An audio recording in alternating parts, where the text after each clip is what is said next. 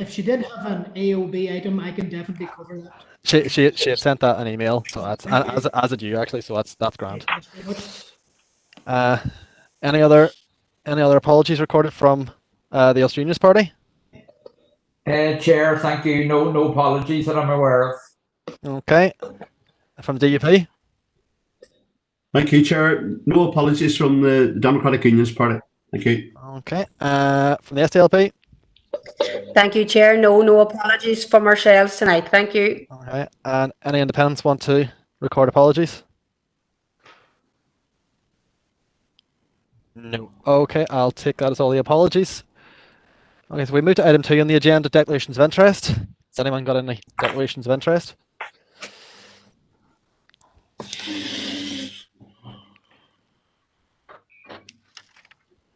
Okay, I will.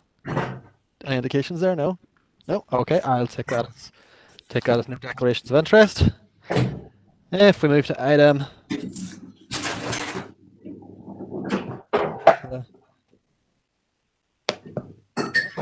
3. Oh, sorry. Donal, have you got a declaration of interest? Sure. God. No, thank you. It's not a declaration of interest. I'm really just asking a question of procedure here. We obviously didn't get through the full council meeting previously, but the agenda we have this week is varied quite substantively away from the agenda of the last meeting. For example, I don't believe we actually even reviewed the minutes of the previous meeting last time. So I'm wondering, whereabouts do we consider the items on the previous meeting that are not on the agenda for this one? Thank you, Chair. Okay, well, Alison, take that. Yeah, Chair, just to confirm, we did actually at the last meeting confirm the 3 sets of minutes. We had dealt with matters arising for the first 2 meetings. We were up to page 10 of the meeting on the 7th of May, and there were just 2 letters outstanding. So those letters have been included in the correspondence folder for this evening. So all matters will still be dealt with, Chair. In the intervening period between the our June council meeting ending, we've had some further correspondence relevant to matters at actually both the first and second council meeting that were held in May. So they are all included in the folder this evening. So there will be ample opportunity, Chair, when we get to correspondence, and there have been no omissions. The rest of the agenda, Chair, is as per normal for a council meeting. We didn't obviously have the committee meetings to consider in May, so therefore we only had the council minutes to adopt. You happy enough, Donal? Yeah, I'm happy with that. Thanks. Okay. So moving on to agenda item 3, matters arising from the reconvened council meeting, 12th May 2020. Give me a wee second to.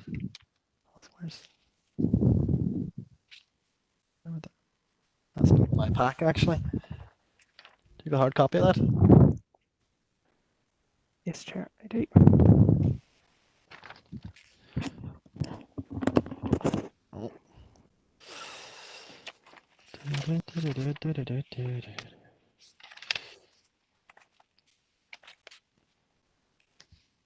Oh no, we've got one. Oh, okay, there we go. So if we take it page by page, members, starting with page 1, Emma, you have indicated. Come on in. Sorry, Chair. It's just a matter of procedure that I was hoping to raise just at the start of the meeting. I noted that there's an item under confidential business, an item of correspondence which doesn't actually contain any confidential information, and I think that's acknowledged within the content of the letter itself. And I had been speaking about, or speaking to the chief executive about the possibility of having that moved into public business and being discussed there, because, as I say, there's nothing confidential within it. I think the matter was raised initially under confidential business and sort of has progressed through that. But I'm just wondering, is there a matter or means that we could actually move that from confidential business into public business? And if so, I would propose that we do that. Alison, do you? Yeah, Chair, and I'm conscious Philip is on the line. As Councillor McAleer has indicated, the matter is being dealt with in confidential business because it arose from that part of the meeting. However, I don't think there's any of a confidential nature in the letter itself. So I would maybe defer to Philip's advice on that one, Chair, if there is a procedural way in which it can be considered separately. Philip? Apologies, Chair, just had a little bit of difficulty unmuting there. There's no difficulty if members wish to bring a matter out of confidential business. They can do so by a simple majority vote. Okay, well, you proposed it. Excuse me. We have said. I'm happy to second that. Any dissension?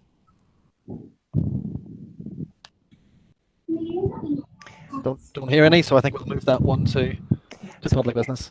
Yeah, so Chair, then with that suggestion, I would just suggest that would be dealt with then with the other correspondence when we come to that part of the meeting. Yeah, absolutely, that's okay. So, Chair, could IT ring me? I'm having a bit of bother here. Just sorry for interrupting. Mary here. yeah, happy enough. Right, we'll get IT on to you. But we will move on in the meantime. So we're on page 1 of the minutes. Page 2, page 3, page 4, page 5, 6, 7, 8, 9. Yes, Chair, Yeah. just on page 9, please. And there's really 2 items of correspondence, Chair, to alert or highlight for members. We've 2 separate letters from the Foyle food group. They are dealt with later, as I say, in the correspondence folder, Chair, but just given the discussion at this point in the meeting, it may be prudent for members to consider them here.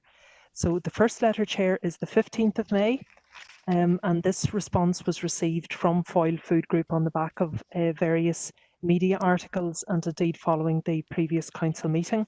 There then is a separate letter of the 2nd of June, also from the group, and that deals specifically with the number of live cases and the testing regime.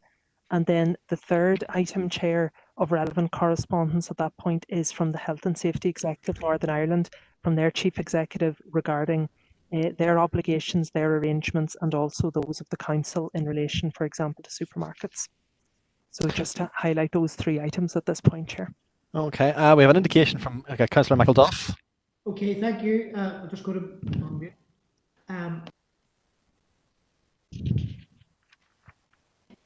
Okay, Chair. You're a wee bit quiet. You might have to speak up a wee bit. But... Okay. Just confused at this instruction, mute and unmute. It does something to me. But okay, can I just say, Chair, I welcome the fact that there is correspondence and some of the questions we have asked as a council are being addressed. And just to state that, I recognise, and I think the council recognises, that Foyle Food Group are a significant employer in our area, but that doesn't give them a pass on key questions that we're all asking. But it is significant that they are a major employer in this area, and we welcome that. But we've asked legitimate questions, and the questions we asked were provoked by dozens and dozens of phone calls and emails and representations where workers were saying things like, we are petrified. So none of us can ignore messages like that coming from our constituents. I personally contacted the CEO of Foyle Food Group to be direct and upfront and said, nobody's going for you. This is legitimate questions. We want answers to legitimate questions. And this is not motivated by anything other than the protection and safety and health and well-being of the workers. So in light of the various toing and froing that has happened, Chair, I would like to propose that we write to the DERA Minister and the Health Minister, both Minister Poots and Minister Swan, and it's really asking the question about the future. And if there is a future wave or spike of coronavirus cases, then what new measures will be introduced to hold meat plants to account and to get meat plants to control infection and to mitigate against those same meat plants becoming clusters for coronavirus? And I don't want to scaremonger, but figures are being bandied about. It's my belief that at one point there were more than 70 cases where people had symptoms of coronavirus in Foyle Food Group Limited. An even higher figure has been quoted to me just yesterday, but I'm disinclined to use that figure. And rather, I want to concentrate on the future now and propose that we write to the Minister of Agriculture and Environment and Rural Affairs and also the Minister of Health, Ministers Poots and Swan, along the lines which I outlined, and I'm happy to repeat them if you want me to do that, Chair. Thank you. No, I think we've got that. We've got that. I'm sure we can clarify if there's not, but I think we've got it. Councillor Coffey. Thank you, Chair, for letting me in. Yeah, very much. I'm happy to second the proposal by Councillor McElduff. I'm not as happy, obviously, in regard to the response received back from the company. We did ask them to clarify the number of cases, and I note they claimed that there was a small number of employees identified as being positive. Now, I have figures, access to figures. They're not the figures that have been quoted by Councillor McElduff, but they are nonetheless, they are still significant. And I do want to recognise that as a direct result of the pressure that has arisen as a result primarily of the workers themselves through their union organising to secure basic infection controls, but also the media coverage and also the intervention of the councillors right across the board, I would say, there has been undoubtedly an improvement in the provision in that workplace. I do also want to note that further on it is explained by the employer that it took 3 weeks for the workforce to be tested despite the clear outbreak that existed within the ranks. And I note my comments have been maybe challenged in regard to some workers working on with symptoms. But my understanding is that workers were tested and were not afforded time off, paid time off, after receiving tests for the duration. And as such, there were clear concerns among the workforce around their own safety. And I think those have been made clear by Councillor McElduff. Now, there was a full pay for a 7-day period eventually put in force, which is referenced, but obviously that's not enough. That's really what's been offered to many workers, and this is an exceptional case where it's full pay for 7 days under pressure. Prior to that, there was nothing apart from statutory sick pay of £95.25, which is totally inadequate. And this is right across the board. It's not just this company. This company's actually pulled the shoelaces up by comparison to virtually everyone else. And that's the lesson, really, I would have to reinforce to people listening to this, if they are, is that only by organising can workers even win the most barest infection control. So if there is a return of this virus, there's only one answer to that as far as I'm concerned. Thank you, Chair. Okay, well, thanks very much. Just as a wee note, bar your hand still up. If that indicates that you want to speak, we'll bring you in at the end. Keep it up. If not, lower it. Next is Councillor Stephen Donnelly. Thank you very much, Chair. And I would just like to agree with Councillor McElduff's proposal. I think that it is important that we do engage with the executive in making sure that there is planning put in place to try and tackle any potential future hotspots that may arise, particularly in the agri-food sector, where I think that there is significant concerns that this could be symptomatic of a wider problem in the industry. And I would just say that I do welcome the correspondence that we have and the additional clarity that it provides. I think that this debacle reinforces the importance of upholding workplace safety, especially in the agri-food sector. And as we move further into the recovery phase, we need to make sure that that is something that is kept in mind. No one should ever feel afraid to come to work as a result of having inadequate equipment or because of a failure to implement social distancing guidance or any other consideration. And so the workers who were placed in that situation to begin with should never have had to experience that. So I think that it is important that we do continue to communicate with the executive on this matter, and that as a council we remain vigilant and engaged in that regard for the sake of workplace safety for our workers in our district. Thank you. Okay, thank you, Councillor Donnelly. Councillor Warrington. Thank you, Chair, for that meeting. Yeah, well, certainly, I think it's very important that we give businesses like Foyle Meats assistance and encouragement in these difficult times. I appreciate there was problems with the factory, but it's obviously there was a lot of false accusations doing the rounds with this. Foyle Meats, as already been said, is a big employer in the area, and certainly an important employer. And that's not taken away from the rights of the workers to have the protection and help that they need. But I think it's not a time to be making cheap political gain out of this. I think we certainly have to help them in whatever help that they need. But I actually know somebody very well who works in Foyle Meats in a managerial capacity. And I know they've had several inspections by the HSE, and they've adhered to all the recommendations that was made. I think they also employed an independent inspection by a company, which gave them actually a very good report as well. So I think it's important that we assist companies like Foyle Meats instead of being on their back all the time. And I think it's very premature, certainly, to be talking about a second wave and how we're going to cope with it. You know, I think that's part of the problem too. There's too much talk of second waves. I think we need to be kept more positive and encourage people to abide by the rules that are there at the minute and move on. Thank you. Okay. Thanks, Councillor Warrington. Councillor Deehan.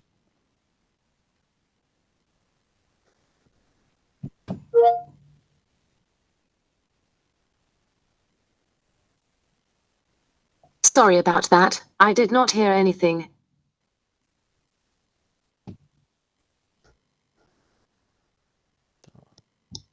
Councillor Deehan.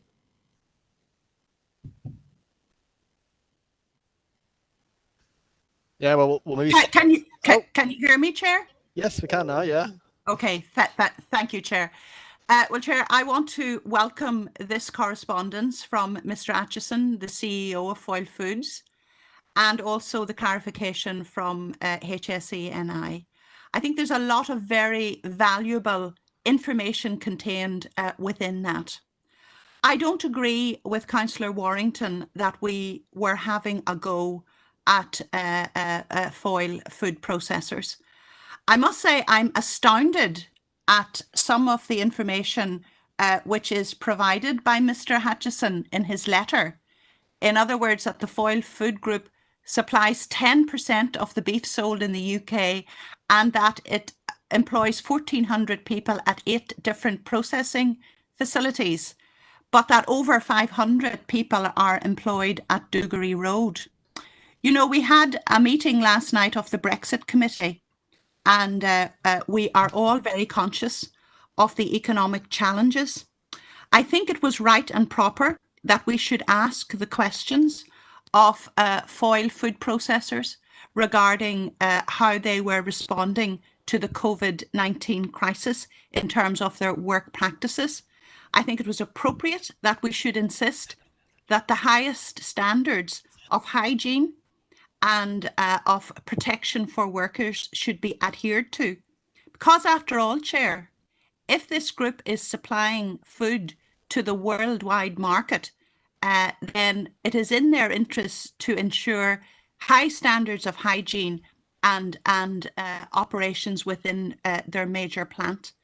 So I would like to propose, Chair, that we write a letter back to Mr. Atchison, that we would thank him for his correspondence, that we should point out that whilst we certainly appreciate the economic contribution that their company makes to our locality, that we consider it to be our responsibility to ensure the highest standards of hygiene and safe working practices. But within the letter, I would also welcome the amendments that he has made both to the safety and hygiene measures and also to additional support for the workers, that we welcome that and we hope that this will continue. So I would like to propose that we take this action and also that we formally note these two pieces of correspondence. Thank you, Chair. Okay, thank you. Councillor Wilson? Yes, Chair. I've been contacted by some of my constituents regarding face masks at fast food outlets.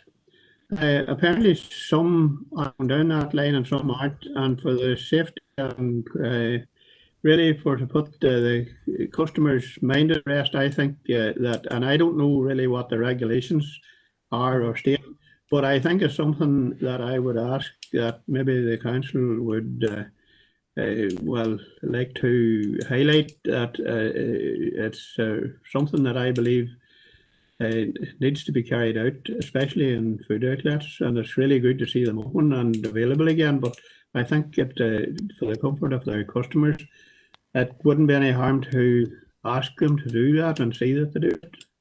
Just before you go, Bert. So are you asking us to investigate it, or are you asking? I would propose that the council really highlights the fact that this pandemic has not really disappeared yet, and in Northern Ireland we've been lucky, but I think we don't need to drop our guard, and it's a very simple to do, and a lot of people are using them and delighted to use them, but I believe that it's really something we should be trying to ask if they would do that. Okay. Alison? Chair, just a general comment. I know that there's work underway at the moment within the executive around clarification and guidance about face coverings generally. So maybe if Councillor Wilson would be content that we could actually write and seek clarity about those food settings. As I understand it at the moment, it's largely discretionary and is based on individual risk assessments. But the intention is for there to be more general guidance around face coverings in public. Yeah. Yeah, well, I would be happy enough with what Alan saying, but I think it's not a lot to ask, to have the service supplied, and it's really welcome to have that. But anyway, I understand what Alison saying, and probably it would be a good enough idea.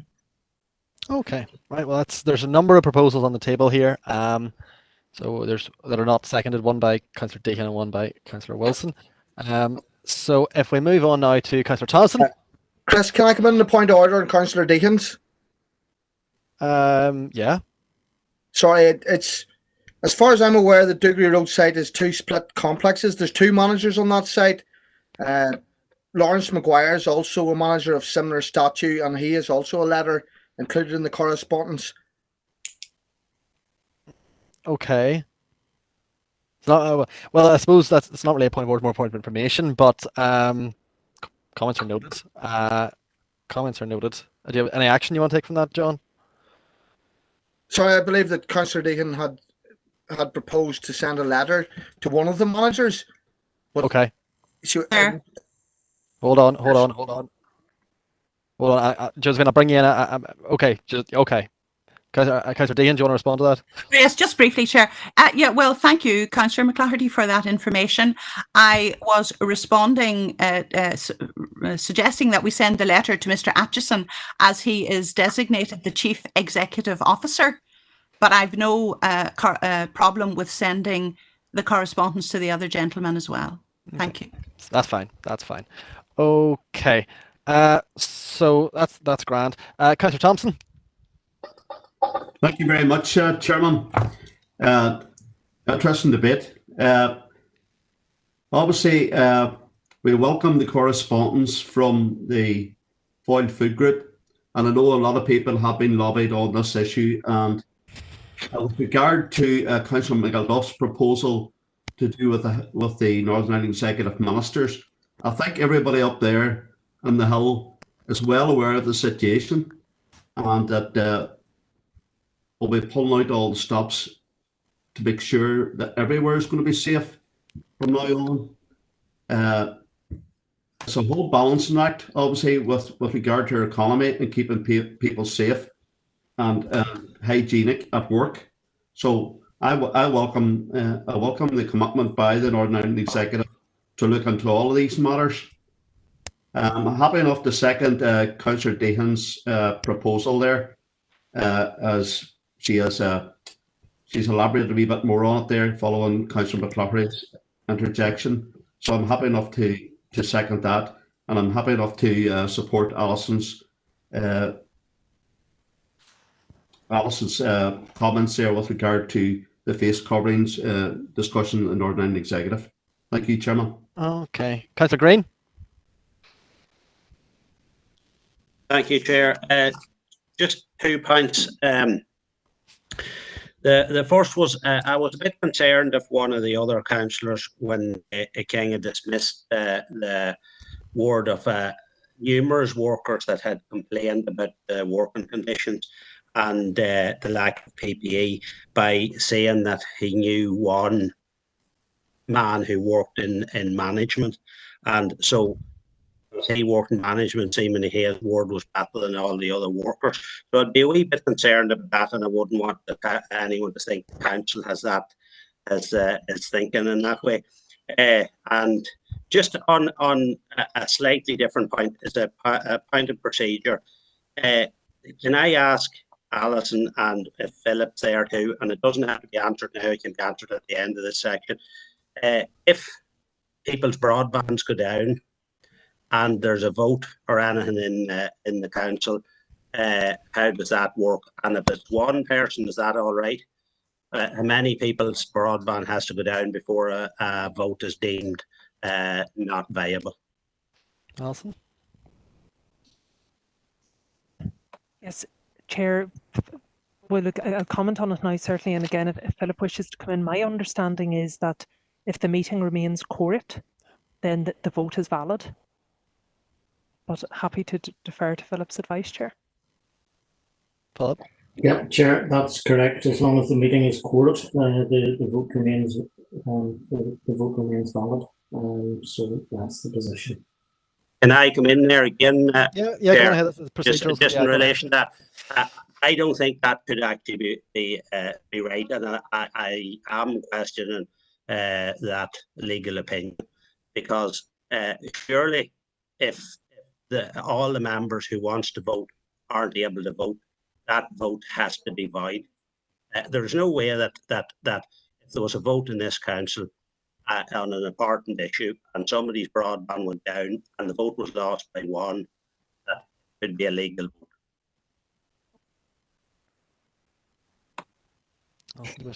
Chair, if you want me to further?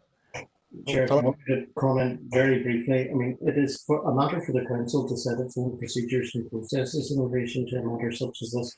If the council wishes to adopt a different position, it's at liberty to do so in consultation with the members. The kind of situation which Councillor Green is referring to would be legal as matters currently stand.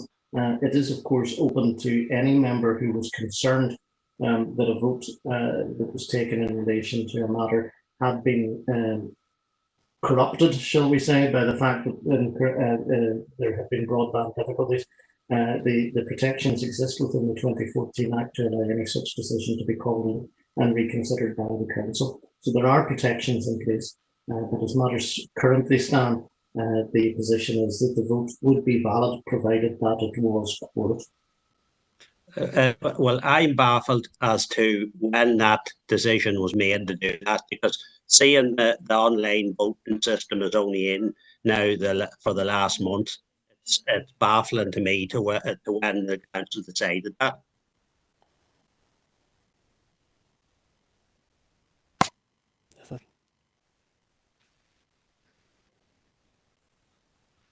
Chair, I think the point that Philip is making, there have been no changes to the procedures. The only change has been in the context of the regulations that we're able to proceed to meet remotely, so in a virtual setting, but there have been no changes to our standing orders. That's correct, Chair, but it would be open to the Council to change those procedures if it wished to in the future. Well, is it possible that I propose that now then? Well, I'll tell you what we'll do, Seamus. Are you happy enough that we leave? We square off this item, because I don't think there's anything divisive in it, and then I'll come back to you, and we can sort of sort that one out after we just finish these 2 items of correspondence, and then I'll come back to you. Is that all right? Thanks, Chair. Okay, and anyone who's got a hand raised to come in on that item, you know, lower it, and we'll restart the process then after we deal with these 2 items of correspondence. The next name I have is Emma McAleer. Thank you, Chair. Yeah, just to, I suppose, support some of the comment made by Seamus there, I think it is quite dismissive of the Chamber to, first of all, not take quite as seriously maybe as they should be the very real, very genuine concerns of workers in our district when they do come and report that there are issues in terms of hygiene, in terms of social distancing, in terms of this pandemic, which is, as we all are aware, unfortunately, we live in an area that has been relatively well, and I use that term very reservedly because we are, and I think unlike Councillor Warrington has suggested there, we do need to be hyper aware of the potential of a second wave, as we are witnessing currently, and we have witnessed across the globe, that the second wave can actually be much, much worse. I think we are looking, we are quite fortunate that we do live in quite a rural setting, and as we brought in measures, and as schools and as local communities brought in measures ahead of a rather flippant, arrogant Tory government over in Westminster, that we have limited the number of casualties and the number of fatalities in terms of this pandemic. We can't take that for granted going forward, and we really have to be aware of that. And I don't think it's in anyone's benefit to plough ahead with business as usual and getting everything up and running and reducing social distancing and ignoring all the guidelines really which have stood to us to date to try and get the economy up and running. At the end of the day, if there are no people left to go and buy, to go and work in these factories, we're going to be in a seriously bad place. So I would just like to record my objection, my opposition to some of the statements made, in particular there by Councillor Warrington. Thank you. Sure, those can be noted in the minutes. Yeah. Don't you've already been in on this item, so we're gonna come back to you at the end. Councillor Catherine Kelly. Thank you, Chair. I'm also want to register my objection to some of the comments from Councillor Warrington. I'm just not sure why one person in management has a more valid opinion or assessment of what was taking place in that factory than dozens of workers. So I don't think that we should go down that road at all.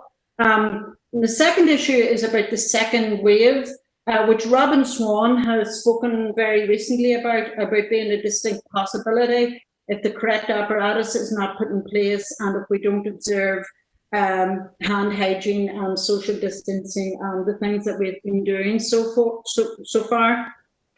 If somebody had told me in November 2019 what we would be facing in March of 2020, I don't think I would have believed it. So it's not entirely sensible for a councillor to dismiss the possibility of a second wave of the coronavirus. And I would say that we should be pressing for more public health measures, for more contact tracing and more testing and more isolating and all the things that we know that have worked in other countries to suppress the coronavirus. Okay, I'm sure those can be noted. Now, I have a few names up here of people who've already spoken. I'll swing back to them. Seamus, if you're looking to come in on this, keep your hand up. And if you're looking to come in with your thing at the end, then lower it and I'll bring you in regardless. It's lowered. Oh, good show. Councillor McCaffrey.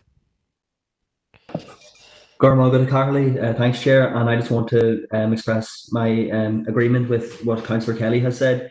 And I was slightly horrified with what Councillor Warrington said, to be so dismissive of the real and genuine threat of a second wave coming, especially with the recent news that is coming out of Beijing, a very severe outbreak.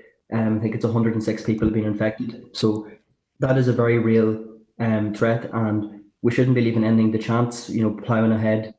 Councillor McAleer made some good comments also that I would agree with. I just think that that's the completely wrong attitude for any councillor and the council as a whole to be adopting. So just wanted to echo that statement. Gurma of it. Okay. So I think we're now on the second run. Obviously, we're under time pressures here, so keep your comments as concise as they can be. But Councillor Coffey, short, please.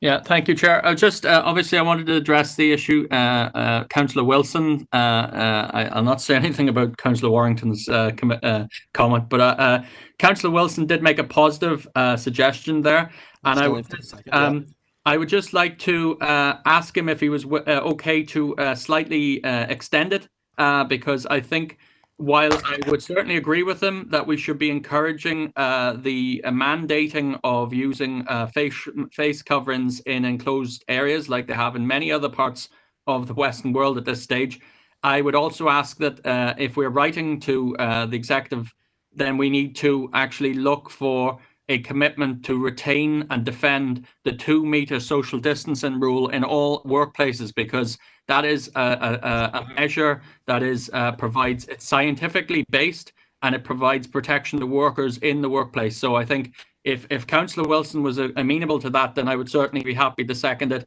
If not, I would like to propose a counter proposal to what he said. So thank you, Chair. I would interpret those, to be honest, as mutually exclusive. I think both can stand together, to be honest. Councillor Wilson, do you want to make a wee comment on that? Are you happy to incorporate, or do you want it to stand alone?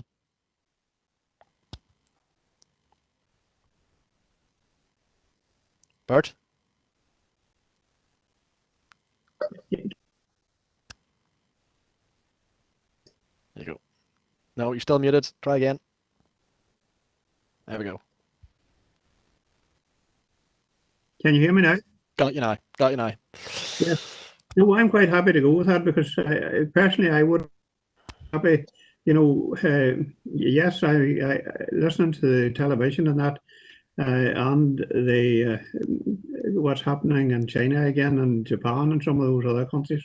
I'm quite happy to accept that and put that forward to the executive, because I think it's too early to be lifting all their that has already got us this length. Thank you.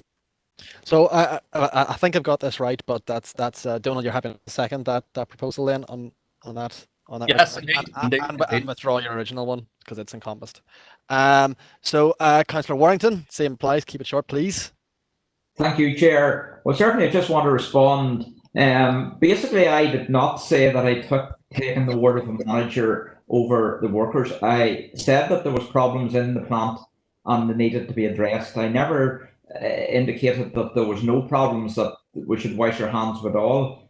And as for a second spike, I certainly didn't rule out that there was going to be one, but what I'm saying is, are we too focused on that? Are we too wound up that there is going to be another one? And, at the end of the day, if we adhere to the rules that are in place at the minute, we certainly can avoid it. And that's the way I'd like to keep a more positive outlook on it than going backwards. Thank you.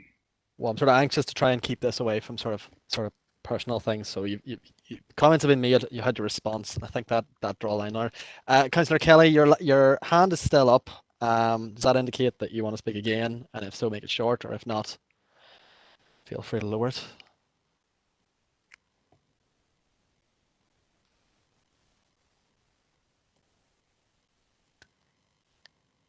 That's Councillor Kelly. Okay, well, I'll interpret that then. It was just left up in error. So we have 3 proposals on the table. First proposal by Councillor Michael Duff, seconded by Councillor Deehan. First proposal by, who was it seconded by? Sorry, Chair. The first proposal was just from Councillor McElduff to propose that we write to the DAERA and health ministers, and it was specific recommendations, and also if a second wave, what new measures would be brought into play to stop meat factories and equivalent settings becoming a locus for new infection. That was seconded by Councillor O'Coffey.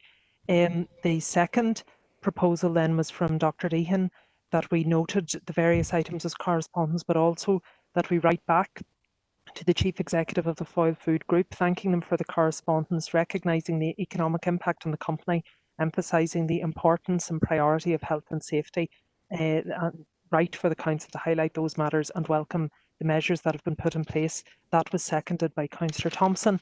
And then finally, Chair, Councillor Wilson's proposal regarding face coverings, which has been expanded now, that we would write to the Executive to seek clarity as to the mandating of face coverings in all enclosed settings, particularly food settings, and that has been expanded now to include to retain and defend 2 metre social distancing in all work settings, and that was seconded by Councillor O'Coffey. Oh, okay. So I think we'll take these individually. So the first proposal, is there any objections? Speak now if they have. Okay, I have no indication, so we'll take that as passed. The second proposal, any objections? No indications. We'll take that one as passed. And the third one, any objections? Chair, just a bit of clarity around this particular proposal there. If I could just hear it again, please. Yeah. Yeah, certainly, Chair. My understanding, just to summarise then, so proposed by Councillor Wilson, that we would be writing to the Executive to seek clarity regarding the use of face coverings and suggesting that those be mandated in enclosed settings, in particular for food settings, and that we seek to retain and defend the 2 metre social distancing requirements in all work settings. And that was seconded by Councillor O'Coffey. Okay, Chair, just if I can get maybe just a wee second here on that, I would have a slight concern in relation to the 2 metre rule relaxation without any input or guidance from the experts. I know from listening to a lot of our hospitality business people and people involved in that sort of trade that this here is a key factor in whether they can even open their business or not.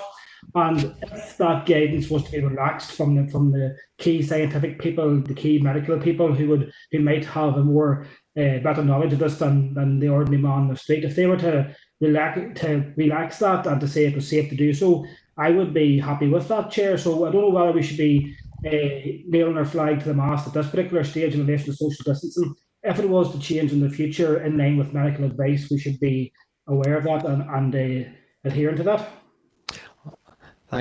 Thanks, Councillor McCann. I suppose I have a proposal on the table here. It's entirely up to individuals how they want to vote, but if a few more indications, we'll take them before we Before we move off that, Chair, if I could maybe suggest if you can ask Councillor Coffey. Sorry, Chair, for interrupting you. Yeah, go on ahead. If you'd like to maybe amend his proposal to take into account key advice that may come up in the future from the Chief Medical Officer or others who may reduce social distancing. Councillor Coffey, do you want to respond to that? Well, first of all, it's not my proposal, it's Councillor Wilson, but personally I would be very concerned of retreating from a 2 metre because it's actually stated by the World Health Organization as a normal. It's the guideline. Now, there are obviously commercial interests who are attempting to erode basic worker protections, but I would tend to favour protecting workers as opposed to facilitating profit, frankly. So just so we're clear here, Donald, you're keeping your aspect of the proposal. Yes, I'm very concerned about that, frankly. Yeah. No, that's 100%. Councillor Wilson, the same, because it is technically your proposal. Yes, Chair. Well, personally, I don't feel comfortable being any closer than 2 metres to any other person. So I don't be out that, but I do like to keep my distance, and I wouldn't think that I should be encouraging anybody else not to. So just for clarity here, are you happy to keep your proposal the way it is? Yeah. Okay. Well, that's fairly sorted then. We'll put it to a vote, and members can speak as they wish. Councillor Erskine. Thank you, Chair. I had my hand up there just on this, and actually, I actually support Stephen McCann there and what he has said, Councillor McCann. I have on Friday I spoke to a number of businesses, and this was their main issue. The 2 metre, 1 metre is either the difference between them opening or closing for good, because the 2 metre distancing will not be conducive to their business. So this is a really important matter, and the executive are looking at it, and we have to ensure that businesses can operate, but also keep, within the health guidelines, keep people's health and well-being safe as well. So if that is a proposal from Stephen McCann, with his, I'd like to second that. I'm not quite. I know Stephen's got his hand raised. I didn't pick up her proposal, to be honest. But maybe if he wants to, he's raised his hand, so he might have a comment on himself. But we can clarify that. Councillor Michael Duff, please be brief.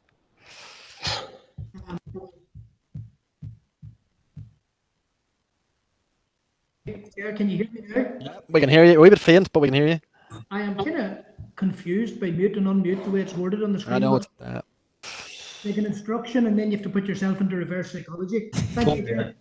I think it's like, I think we have to be very careful here to be prescriptive. If we're saying that we will be guided by the scientific and medical advice, then we have to hear and receive scientific and medical advice. So I don't think we're at the point as a council where we can formulate a view on reducing the 2 meters to 1 meter. I mean, I personally might have a view, which, and certainly it's very, very rooted in the need to protect workers and customers and staff and just everybody. But I think we need to be guided by the science, and I don't think we could dare to be prescriptive at this point. So, I think we need, for example, what is the World Health Organization saying? I think Donald suggested, Councillor Coffey suggested, they're on the 2 meter theme. There are other world bodies, I think.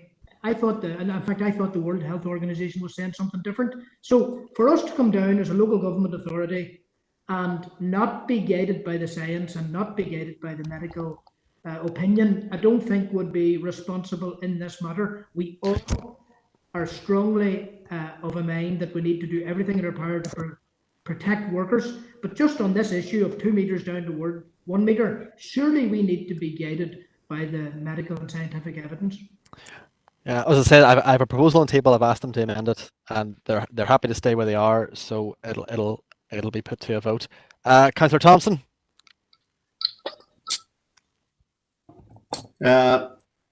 I would be very supportive, and our group will be so supportive of Councillor McCann's proposal. We have to obviously. Councillor McCann hasn't made a proposal yet now. Well, I'm assuming he is going to, and Councillor Erskine, my colleague, has seconded if that's the case. I think we all have to be obviously conscious of the balancing act that it is.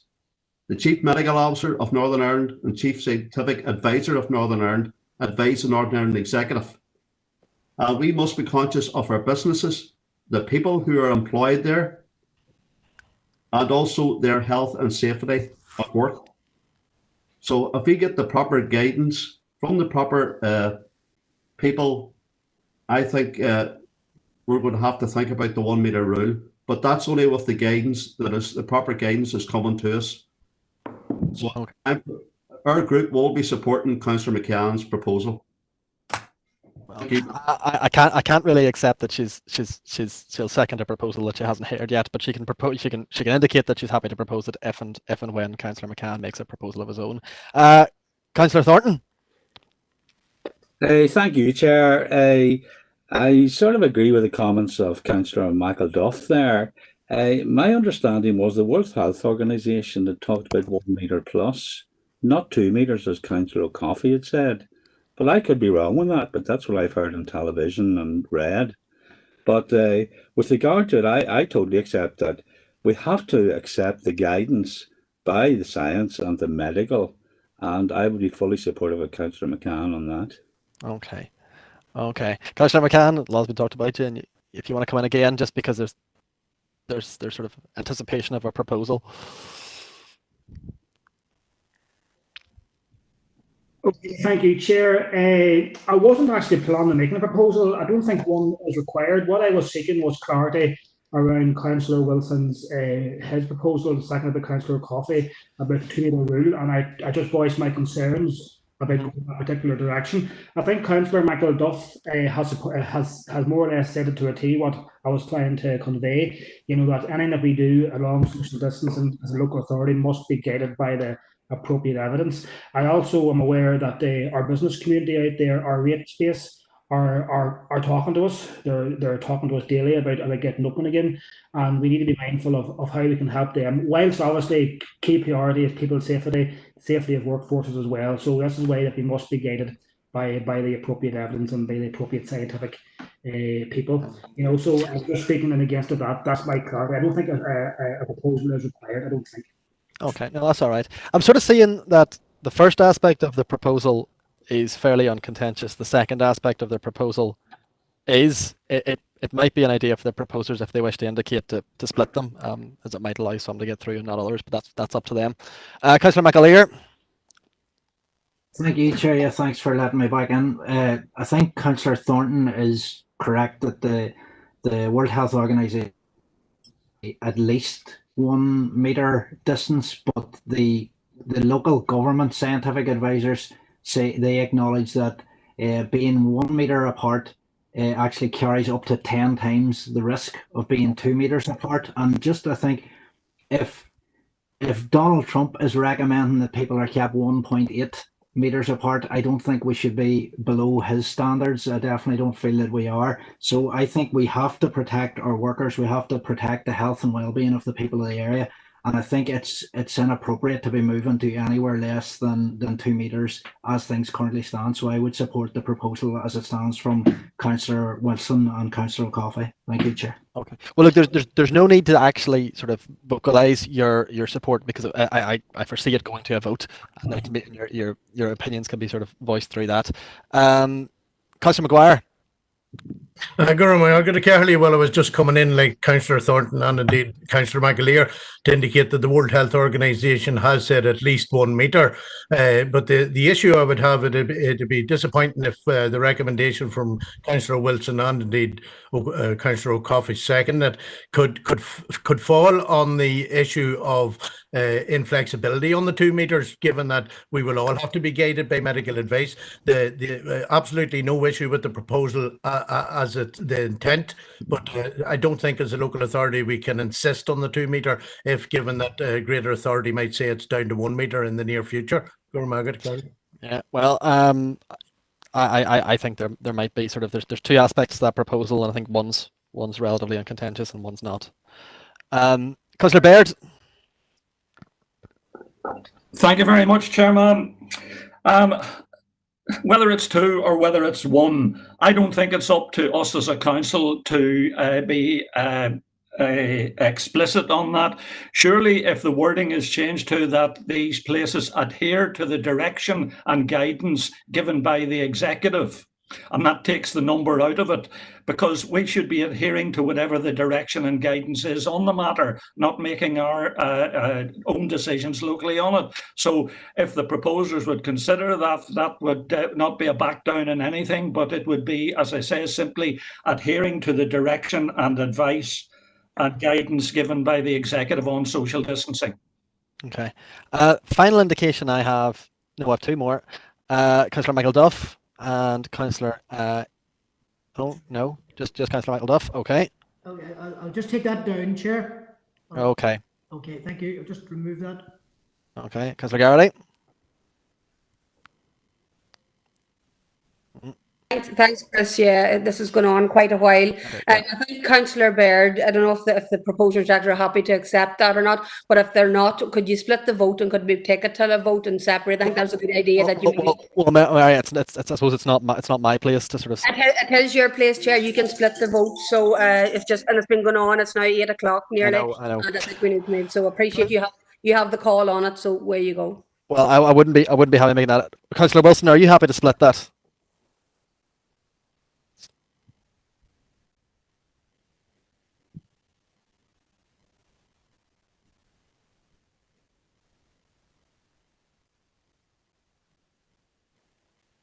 I don't think he's on the list. I think he's left the meeting.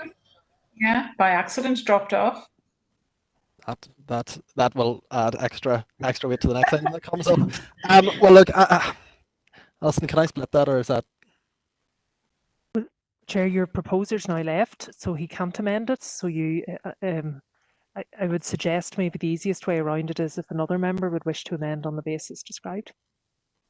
I don't know if Councillor Wilson's planning to rejoin the meeting. That's probably a tight. Well, okay. Would it fall to the seconder maybe to make any amendments? No. No. No. No, I don't think it does actually. And I suppose this is getting a wee bit sort of, pernickety, but I want it done right. So I think if an individual wishes to propose an amendment to split the two, and then we can go to a vote on both of them. We've got a number of indications. Councillor Thompson.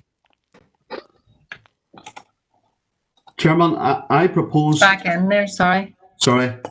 Oh, sorry, Earl Baird's back. Okay. Sorry, go on ahead, Councillor Thompson. I know, I heard that. I don't want to cut across Earl here. Earl? Thank you very much, Chairman. This is getting really a bit confusing here, but I know. I'm happy enough with Councillor McCann didn't want to make it a proposal there, but I think our direction should be, as I've already stated, is coming from our Chief Medical Officer and Chief Scientific Advisor of Northern Ireland to the Executive. And Councillor Baird's right, it comes down from the Executive to us. So that's the way we should be progressing. And we're obviously conscious of our businesses out there, and we are conscious of the workers who work in it, and we want to keep them healthy and well. But also, we have to keep our businesses and our economics going as well. Yeah. So there's a balancing act there. And I appreciate that. I want to bring in to say that we will abide by the guidance that is given by the Northern Ireland Executive through the advice from the Chief Medical Officer and the Chief Scientific Advisor. Okay. No, thanks for that. Councillor Wilson, are you back in? Yeah, can you hear me? Yeah, I can hear you. Councillor Wilson, it appears to be that, and I know you're out for the meeting, that the first half of your proposal, I'm not picking up any great dissent on around face masks. And the second, there is a wee bit of dissent. So would you be happy to split those into two separate proposals? Not really, because I'm not going to decide whether it's a metre or 2 metres. So as far as I'm concerned, the regulations that are there at this minute in time will abide until such times as I would hope, until such times as safe to do otherwise. Okay, I'm not. Well, that means we'll take it. We'll take it as one go. There's still Seamus Green is still indicating. Yeah, thank you, Chair. Really and truly, this is the reason, and I have great sympathy for you as Chair. This is the reason why these meetings don't end. We're actually arguing about something that we have no say over. We've argued there for half an hour about it, and no matter what we have voted on, we have no say in it. We have to follow the rules and regulations that the Executive set down. So this is just a pointless exercise in nonsense that we're at.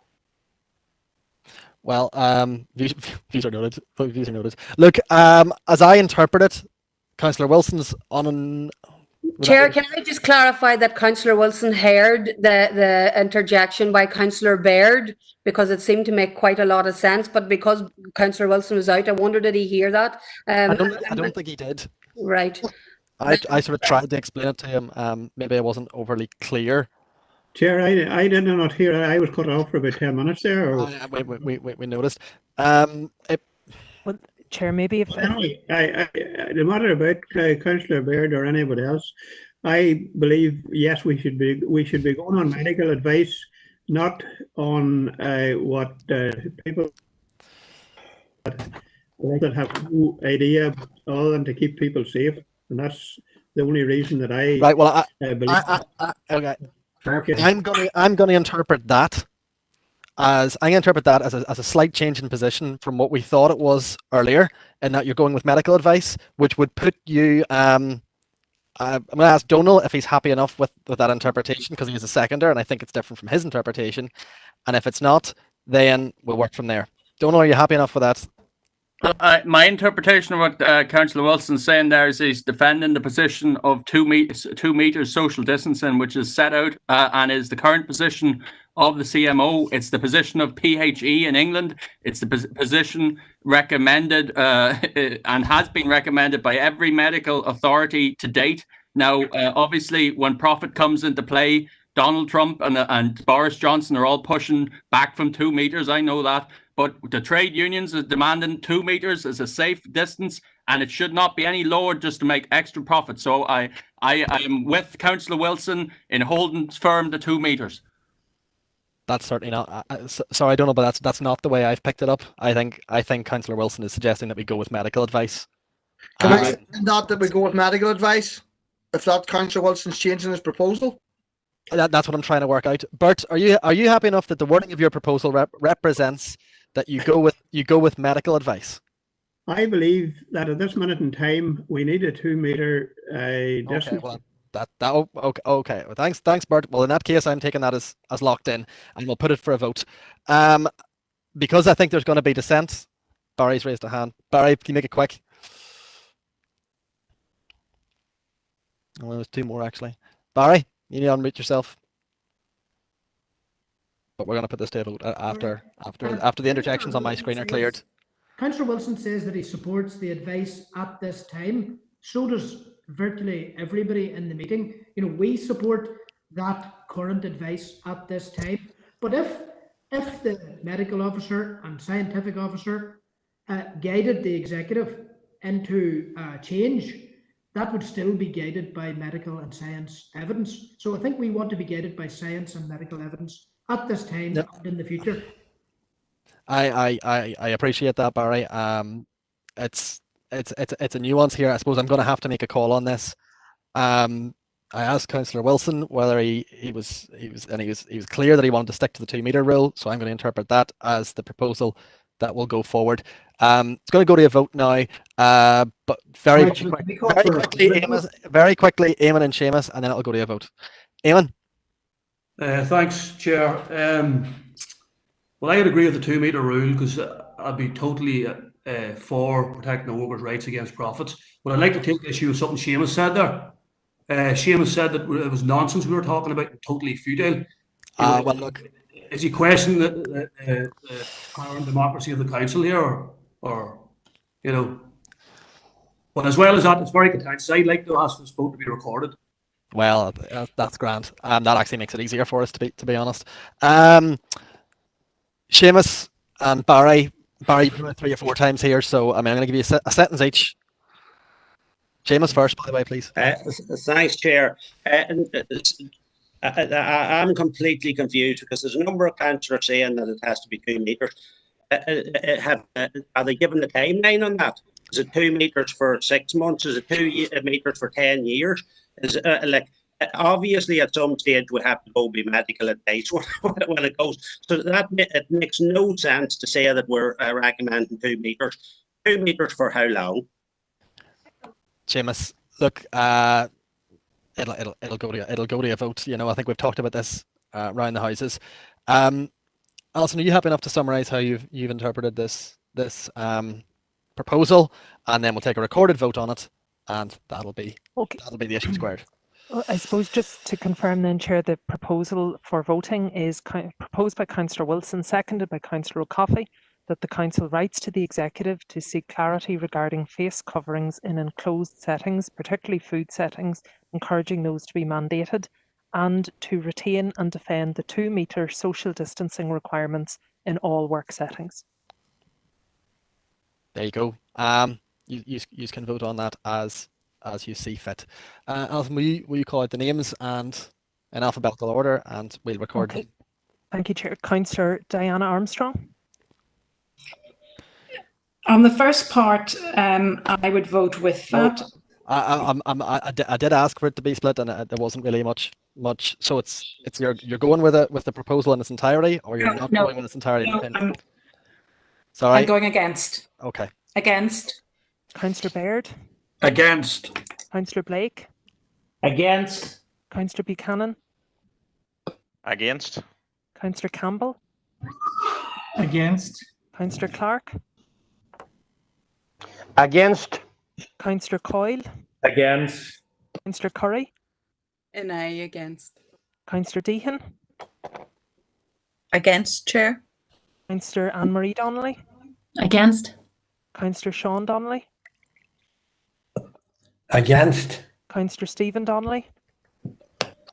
Against. Councillor Elliott. Against. Councillor Erskine. Against. Councillor Feely. Against. Councillor Fitzgerald. Oh, sorry, an apology. Councillor Gannon. Against. Councillor Garrity. Against, Chair. Councillor Green. Against. Councillor Irvine. Against, Chair. Councillor Keenan.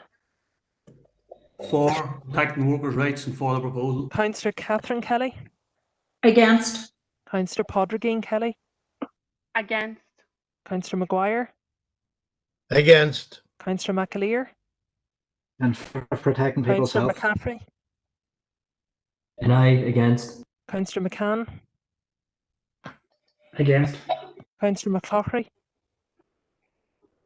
Against. Councillor McElduff.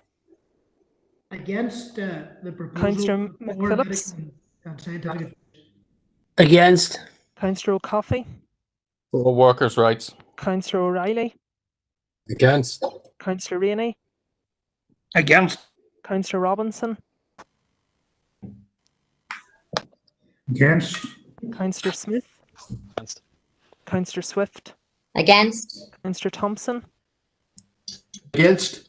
Councillor Thornton. Against. Councillor Warrington. Against. Councillor Wilson. 4. Can you count them up now? Thanks, Alison. Chair, we had 4 members for, 35 members against. Okay, well that proposal then falls. I suppose we're going to move on now. Councillor Green had raised a point of order, and I promised I would let him in at this stage. So, Councillor Green. Thank you, Chair. The point of order is, and it almost happened there during the meeting where somebody had proposed something and then fell off the system, and it's only to do with remote meetings that I am suggesting some kind of a proposal where if somebody broadband breaks down through during a vote or just slightly before, that the vote is actually deferred. But Seamus, just I'm going to cut across you here just to underline your point. You're starting to break up on my headset. Are you still hearing it all right? You're okay. Sorry about that. Sorry. It's so that also that there be a provision that we could contact a councillor by phone and that they could vote by phone. We cannot allow a vote to go through where maybe a major vote on a contentious issue to be lost because a councillor his broadband broke down or mobile system broke down or something. So we have to protect that. We have to protect the integrity of both. So that's my proposal. Chair, maybe if I could just respond, I suppose if Councillor Green was content, I mean, I think what we could certainly bring forward would be a protocol almost around voting associated with remote meetings. We do already have the provision for phone connectivity for obviously the remote meetings. I appreciate the point that the councillor is making about broadband, and we do have the provision should members wish to come to a council venue, albeit it wouldn't be the room of the meeting, if that gives them better connectivity. But would it be around a protocol, councillor, that specifically for voting associated with the the virtual meetings that we could bring to you for consideration? Yeah, it's absolutely around the remote meetings, around the broadband, around the voting system. So if there's something can be put in place that everyone gets a vote that wants to vote, that's I'm happy enough, whatever we'll call it, Alice. Let me brought back to. Normally, Chair, that would come to policy and resources. Okay. But I think what it could do in the event of there being votes in the intervening period, be sensitive, obviously, to the issue. Okay, that's 100%. You have enough of that, Seamus? Yeah. Okay. As long as that's clear that we don't have any votes and just and are won or lost overhead of people falling off the system on broadband or on their mobile signal. That's all right. Councillor Thornton.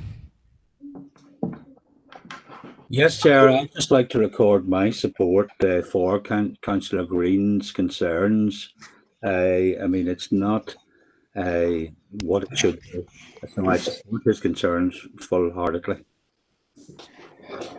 You have enough to second that then, yeah?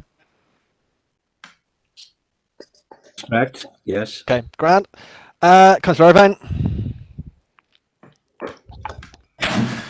Thanks, Chair.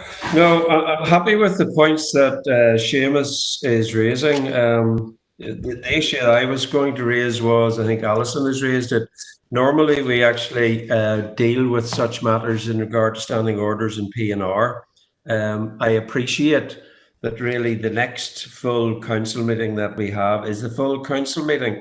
And maybe this is on the back of Seamus's proposal. I would be happy to second it. But Alison, if we were going to bring that forward as a protocol, as an amendment to standing orders, can it be dealt with in proper line of business on the next council meeting? And I'm just looking at my diary, that's on 7th of July. So that we actually deal with it before we deal with any other substantive business. And therefore we have an agreed protocol in place. And obviously, if you bring forward a paper, then all of us should have read the paper beforehand, have our views, and if we have any clarifications, get them to you beforehand. So when the paper is laid at the council meeting, pretty much queries should be answered, and hopefully it should go through with a minimal amount of discussion at that stage, and therefore would be in place for any decisions following on from that, both in that council meeting and any meetings thereafter. Maybe Alison. Yeah, would Chair, I suppose, just to confirm, the normal committee to deal with such matters would be policy and resources, but certainly if the council were minded that you would rather receive that paper, consider that report at the council meeting, I'm sure just with the normal vote here, if that was the consensus, we could proceed on that basis. If I could just respond. If you look at the schedule, I mean, P&R is the 4th meeting in July. So you have council and 2 other committees before you get to P&R. And even if we delegate council powers to P&R, you've essentially 3 full meetings, 3 full member meetings, or whatever, where decisions could be still left hanging. If Seamus was of a mind, I think we should bring this back to council with a paper, and that if any of us have issues, contact you as the author, but deal with it on the 7th of July at the council meeting. We have an agreed protocol in place. Maybe Seamus would come back on that, please. Seamus, I think it makes sense for you to come in now. I'm more than happy with that, Robert. Just one other thing I want to throw in there is that obviously it would be for councillors who were present at the meeting, and were cut off. We're not going down the road that if somebody wasn't there, then that they should have had a vote. So just that wee thing. I know it's probably silly, but just point it out. Yeah. Through the chair, I would agree with you, Seamus. Sorry, speaking through the chair. I would presume that between Philip and Alison, those type of nuances would be already or should be automatically dealt with. And we're actually only talking about people who are noted as present at the meeting but are disconnected through broadband or other. So I would agree with you. Thanks for pointing that out. But I know those 2 good people would have already caught that in the loop. So thanks. That if you're happy enough, Seamus, we'll run with that. And thanks for that. I'll second your proposal. Okay. Thanks, Robert. Got quite a few indications here. Councillor Swift. Yeah, Gurman, just here looking, I'm in agreement with everything there now that Councillor Irvine has just stated, and in support of Seamus. We did have an issue there last week where Seamus was off bandwidth, and he would have definitely, in my opinion, voted on a rural issue. He wasn't there, couldn't manage to vote. So if these issues were to arise again, they obviously would stymie democracy, and I would be totally objecting against that. Obviously, the main issue is we need investment for broadband for our area. And I want to make the point as well, it's actually not quite clear or acutely clear to me if Councillor Wilson was cut off because of bandwidth or cut himself off to maybe go out and feed the cattle. So in a situation, you know, where somebody has been out of the conversation and the debate, I really think Councillor Wilson would have supported everything Alex had proposed, which was sensible, I would have thought, from everybody's point of view. But I would like clarification on that. I wouldn't be happy in future going forward. This is a very real live issue as we currently sit. I want it expedited as soon as possible, because I'm not going to put up with that situation again. I'll be objecting if anyone's out of the debate. Well, forget about it, proposal or not. I correct me if I'm wrong, but he did mention in passing that he was cut off. Yeah, but he might have cut himself off. That he wasn't clear if that was to do with computer or bandwidth. You know, he might need to get a good lawyer. Chair. Hold on now. Hold on. We're just gonna let Alison in first. No, Chair, it's okay. It's fine. Okay. Thank you. Yes, Chair. I didn't cut myself off, and I didn't think you would. I actually look out of those people they have doing my work, and I'm really delighted to see that. But if I make a decision, I usually stand by it. Thank you. Thanks, Bart. Councillor McAleer. Yeah, thank you, Chair. Thanks for letting me in there.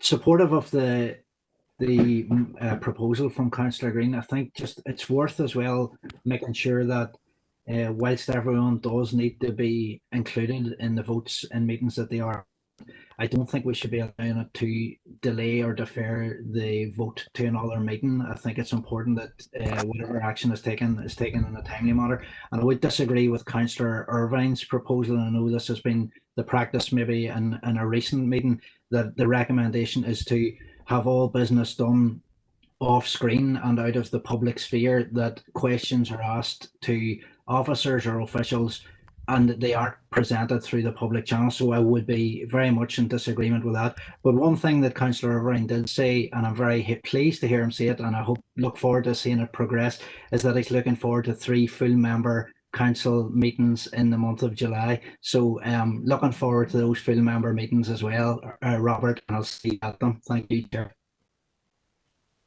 Councillor McCann.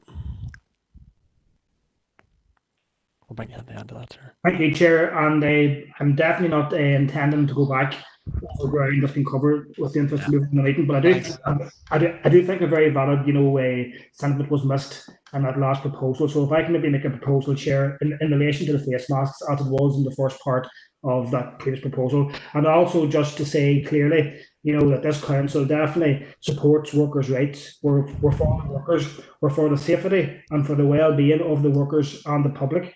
We're supporting our small businesses out there, and we will be guided by evidence, whether it be medical and scientifically, in relation to social distancing. So I will make that a formal proposal, Chair. Yeah, I suppose I'm reluctant to open that, because that was a long debate. I'm reluctant to let it open up again. So I just think that the point is,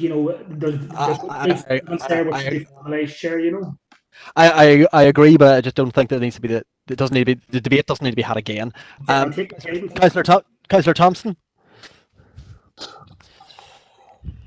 Thank you, Chairman. Well, I'm not going to dwell on this situation. I want to just support Councillor Green and Councillor Irvine with regard to the paper being brought forward in the proper manner for the July 2020 full council meeting on behalf of the group. Thank you, Chair.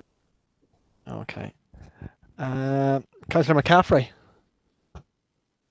Carly, thanks for letting me in, Chair. No, I actually want to second Councillor McCann's proposal. I think that there was value in what was being talked about previously, although unfortunately, because for no other reason, I think other than it just descended into nonsense. But there was a valuable point to be made in requesting the face masks be worn. And some councillors are talking about protecting workers' rights.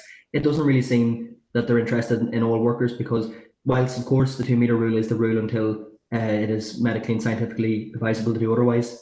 I mean, there are various work sectors which are calling for, which can operate in the current social distancing guidelines. So we have to be you know, as accommodating as we can. So I would second Councillor McCann's proposal. I think it should be put to a vote. Cormac. Yeah, no, well, I think I can't imagine there being much disagreement with that. I'm confident that proposal is sufficiently different from the one that fell as to allow it to go forward. I suppose I can't imagine there being much debate around it, or much dissent. So if we put it to a vote now, anyone who dissents from that, please say dissenting. Now, this is just the face masks. Do you want me to explain why? If you want, yeah. Well, the issue is, for a start, the trade union movement has called for the retention of the 2-meter social distancing rule. That is not something that's coming out of the thin air, right? So if the trade unions, which are democratically reflect the interests of working class people and are reflect that, they should be listened to as far as I'm concerned. The second point is that if you bring in face masks without social distancing, there is actually an increased risk because people are, if workers can be forced to break basic social distancing at 2 meters and encouraged to do so with a face mask on, that there's no protection in a face mask. Actually, the only thing with a face mask is that other people around you are protected if you have the condition. You don't receive protection from them with a face mask, right? So the idea is you have to have the both together, or else it doesn't work. And the idea of 2 meters is arbitrary in a sense. You can catch COVID at 8 meters, some research says, but 2 meters is like a baseline that provides decent protection, and that's why the trade union movement is standing for it, and that's why just bringing face masks alone is actually risks even more spreading of this disease if it comes back at us. Okay. Well, Donald, you're entitled to your vote. I'm going to put it to a vote now. You're going to be recorded as dissenting. Is anyone else wish to be recorded as dissenting from the proposal? Yeah, I'm going to dissent as well, Councillor McAleer, on the issues outlined by Councillor O'Coffey there. Thank you. Okay, so that's 2 dissents. Any more? I would concur with Donald there. I think the two face masks and social distance works together. Okay, so that's 3 votes against unless I hear any more. Yeah, point of information, sorry, just I believe what Councillor McCann's proposal was just the first part of Councillor Wilson's proposal regarding face mask social distancing. As I did state, the 2 meter rule is the rule until it's medically or scientifically advisable not to do so. So this is just in the first instance around the face masks issue. So that's just to make that clear before councillors actually cast their votes. Well, I'm taking it they've already cast their votes, to be honest. I've got 3 dissensions at the minute. Any more? Nope. Okay. Consider that passed with the 3 objections noted. Okay. And Chair, just for the record, just to know, Councillor Fitzgerald entered the meeting during that debate. Just we will note that in terms of our records. Thank you. So you're on moving to page 10 now, Chair. Matters arising. Absolutely. Emmett, you've indicated here. Is it on page 10?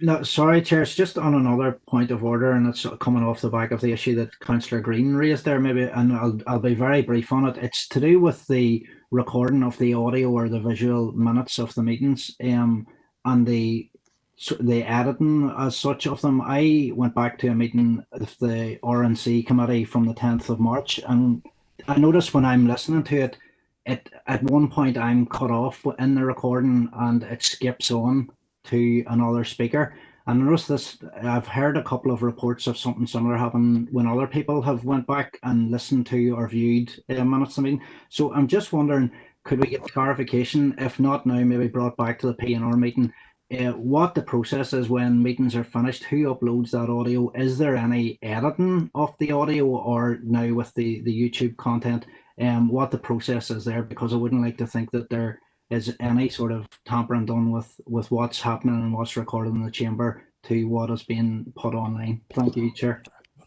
Alison, you take that up a P&R then, yeah? Yes, bring a report, but certainly there is no editing, Chair, but happy to bring a report. Okay, well, I'll be picking up in a P&R. So page 10, which is the final page, yeah? Oh, Chair. No. Sorry, page 10. I've got the wrong papers in front of me. Page 11 then, Chair. No, I have the wrong paper in front of me then. Can I see that? Councillors there, Chair. Steve McCann. Sorry, Chair, hand down. Oh, okay. No, Hello, Chair. Yeah, Eamon. Sorry, just on the back of what Emmett said there, could I also get some clarification on the protocols with the mutant councillors? There's been a lot of it recently. I just want to get the do's and don'ts and the legislation on it. Look, I'm anxious to move things on. I think that's for P&R, to be honest. Thank you. Page 11. Page 12. Sorry, Chair, I have my Page 12. Emmett. Sorry, I have my hand up there, Chair. Just in relation to page 10, and I want to just make sure, first of all, that I'm looking at the same set of minutes as yourself. Page 19 at the bottom relates to the petroleum and mineral licensing. Yes, that's correct, Chair, yes. We're not doing the correspondence at this point. Are we going to go back to it? Or are we going to... No, Chair, sorry, I was just going to pick the correspondence up at the top of page 12, because that's the only letter that we have at present, which is the response from the First and Deputy First Ministers. We don't have a response from the letters issued at the bottom of page 11, Chair. So it's the same item, but I was just picking on page 12, but happy to comment wherever you wish, Chair. Happy enough then? Can I just make comment then in relation to the correspondence we've received from the First and Deputy Minister then, please? Well, yeah, we'll do it now. Is that all right? Yeah, go ahead. So this email was sent to us at the 9th of June. They're again, it's another dismissive letter saying they've passed it on to the Minister for the relevant department. But what's interesting to note is that a question was put to that Minister on the 11th of May and was answered on the 15th of May, which is well in advance of this particular email. And the Minister for the Economy mentioned in the letter, Diane Dodds, acknowledged that the DFE was currently valid petroleum licenses, PL1/16 for EHA and PL2 for Tamboran licensing. She noted in her response to the question, which was posed by a member of the Green Party, Rachel Woods, MLA, that DFE is currently assessing the significant number of responses submitted to the public consultation on both licensing applications. In considering the award of petroleum licenses, the Minister recognises the current context of net zero commitments and sustainability, and in this context she is aware that any decision concerning petroleum licensing may be considered controversial. Therefore, she has decided that the decision on whether or not to grant the petroleum licenses should be referred to the executive. So it's actually gone back to the executive, or is in the process of being brought back to the executive for a decision. So I think it is important that we respond to this letter, maintaining our concerns and our objections to what is being proposed. I know we've previously requested that we contact the Minister directly in terms of a moratorium on petroleum licensing right across the north. But I think it's important that if you have influence over any other councils, I would encourage us to do the same. I'm sure Strabane, Causeway Coast and Glens, Belfast City won't really need too much encouragement to make their voices heard on this, considering these petroleum license applications cover areas within their district councils. But I would make a proposal just that we get back to the First and Deputy First Minister, and indeed the executive, to just get across our opposition to this, and I suppose restating our point of view that this is not a good thing to be progressing with. Okay. So thank you. 3 indications. Councillor O'Coffey. Thank you, Chair, for letting me in. I had my hand up an age there, but you must have got in before me, Emmett, so fair dues to him. I just wanted to focus on the first thing, which was the letter back from the Executive Office. States primarily just that the licensing and day-to-day operational management falls to the Department for Economy, which is correct, certainly, but I do totally take on board what Councillor McAleer is just after saying, which is actually that's of such significance as a cross-cutting issue, is controversial.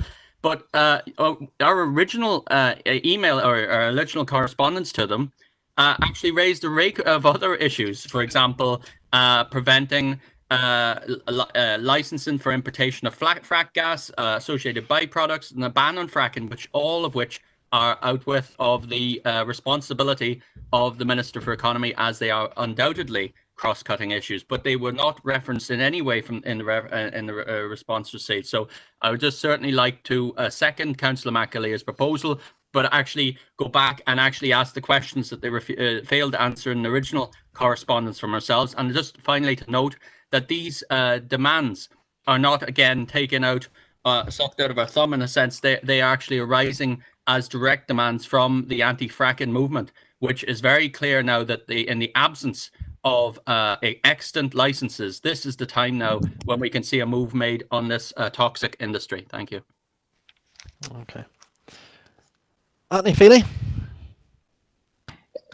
Thank you, Kahirli, and I'll be brief. We've wasted a lot of time on that other issue, pure waste of time. I just wanted to make a comment on this too, make a few lines with it.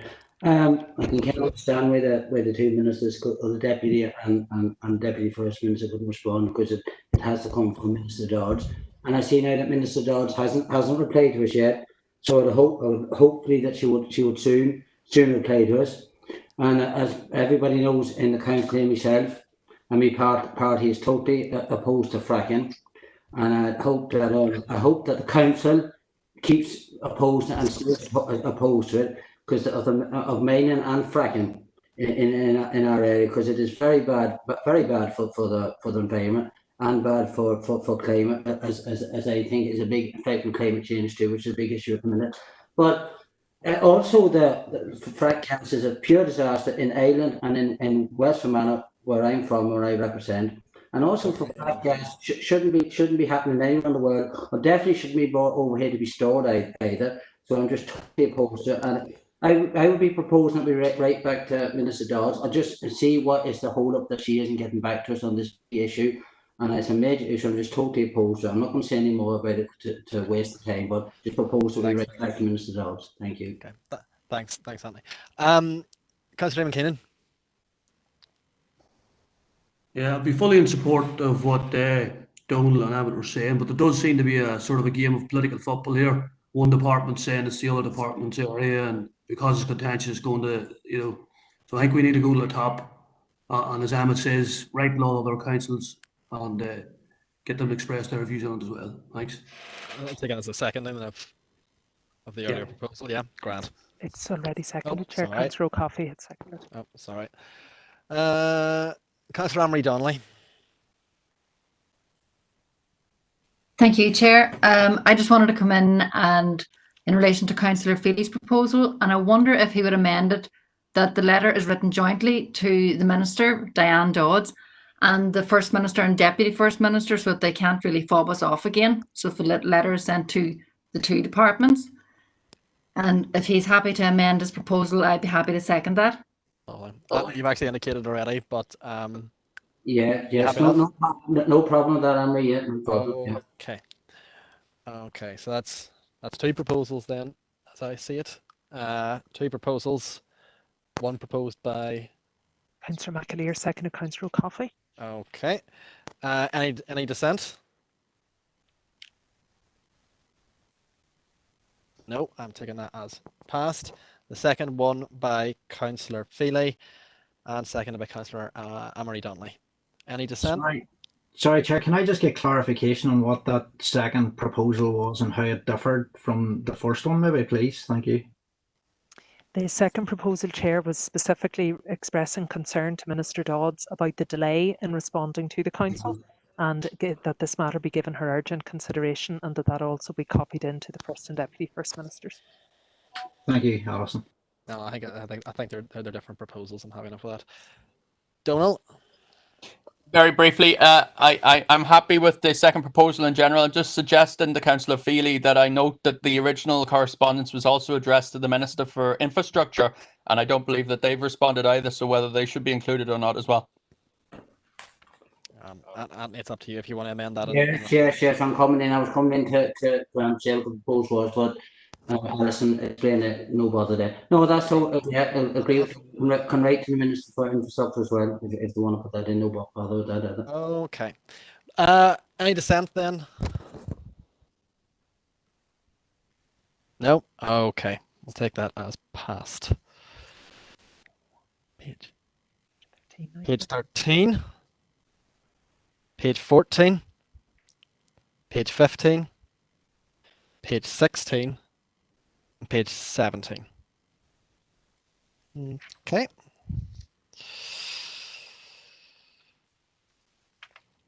So we'll move on to item 4 now. Yes, Chair, item 4, it's just to consider a date for the special council meeting with the Department for Infrastructure Roads. Chair, we actually had a provisional date that DFI Roads came back was the 20th of July, which now clashes with the Brexit committee should it proceed. So I'm afraid if we could just pause consideration of that. We did ask them for alternate dates, but they have not yet been provided. So it may be the council meeting in July before we're able to formally communicate that to you, Chair, but we could advise members as soon as we receive some alternates. We have also received some options for DEA dates from DFI Roads in early July, and they can be circulated to members. Okay, Councillor Armstrong. Thank you, Chair, and thank you, Chief Executive. That was what I was coming in on, just an update on the DEA meetings, and I look forward to raising. They will be long meetings, I think, for every councillor because we have a lot of issues there to deal with for our constituents. So thank you, Chief Executive, for that. Okay. A proposal, don't we? No. Councillor Thompson. Chair, propose to note. Proposed to note. Okay. Any seconder? Councillor Erskine. Happy to second that, Chair. Stabber here. Okay. Any dissension? Nope. Right. Item 5, correspondence. 5.1 to consider. Eamon raised his hand, but we'll consider a correspondence from the Department of Health. 5.11, dated the 2nd of June 2020. Okay, so Chair, this is where we just start to get some of the letters which were crossed back to some of the previous council meetings. So the first is the Minister's response in relation to the supply of PPE for health workers, and this followed on from the council's, I think it was our second meeting in May that we raised this matter, and the Minister's just highlighting the, I suppose, wider pressures on PPE supply and also referencing the role of the Western Health and Social Care Trust as the leading distribution centre for the council area, and confirming that his understanding is all requests for PPE are being met. Councillor Keenan. Well, I want to speak on 5.1.2, correspondence. Okay. We'll bring you in at that stage then. Councillor Deehan.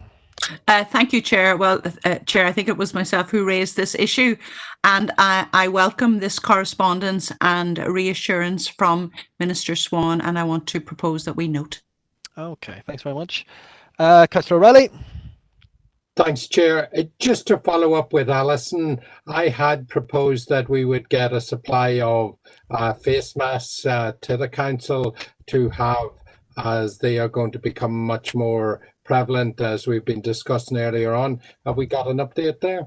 Yeah, Chair, the request was that we would investigate the feasibility of supply, so we are looking at that, and I suppose one of the things we're trying to clarify is the differentiation between face coverings and face masks, so we do have a request into the department in that regard, so we will be bringing a report to members on that. Happy enough.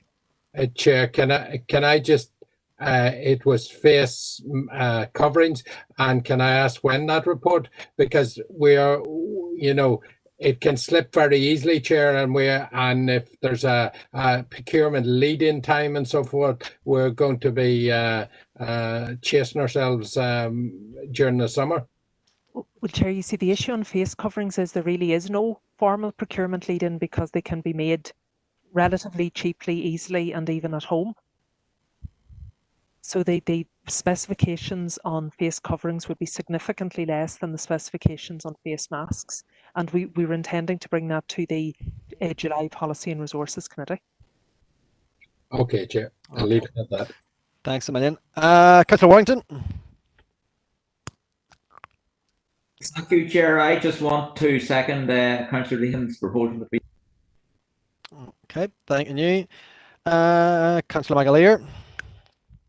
Yeah, having family members and friends working in the NHS, I kind of take a bit of a second glance at this at this letter, saying that there were sufficient PPE supplies there. I would like to know if there were sufficient PPE supplies there. Why were staff clambering out really for PPE? Why were community and voluntary organisations producing PPE left, right, and centre? Why were staff within the NHS resorting to reuse single-use items? To me, it doesn't actually add up what is being stated in that letter and what has been added to the ground. I suppose this is an ongoing issue and has been referred to earlier in the meeting, the possibility of a second wave and a much more severe second wave. So this is something that I would very much like to keep at the forefront of Council's mind.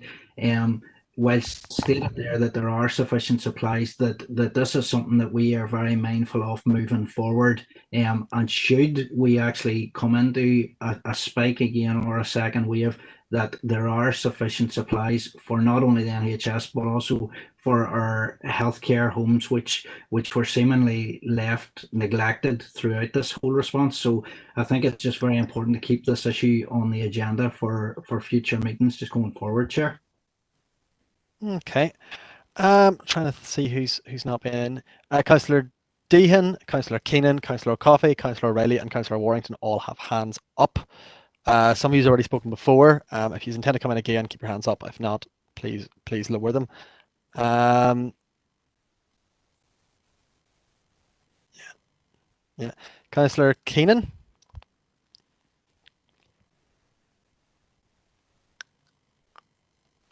Yeah, with regards to PPE, I'll be in agreement with what Emma says. There was a lot of community groups out there making stuff, visors, face masks, for these workers, and I'd be very much in doubt if there was a large supply. I hope there is now, and I hope it stays like that. But as Emmett says, something we need to watch, especially in the private care homes.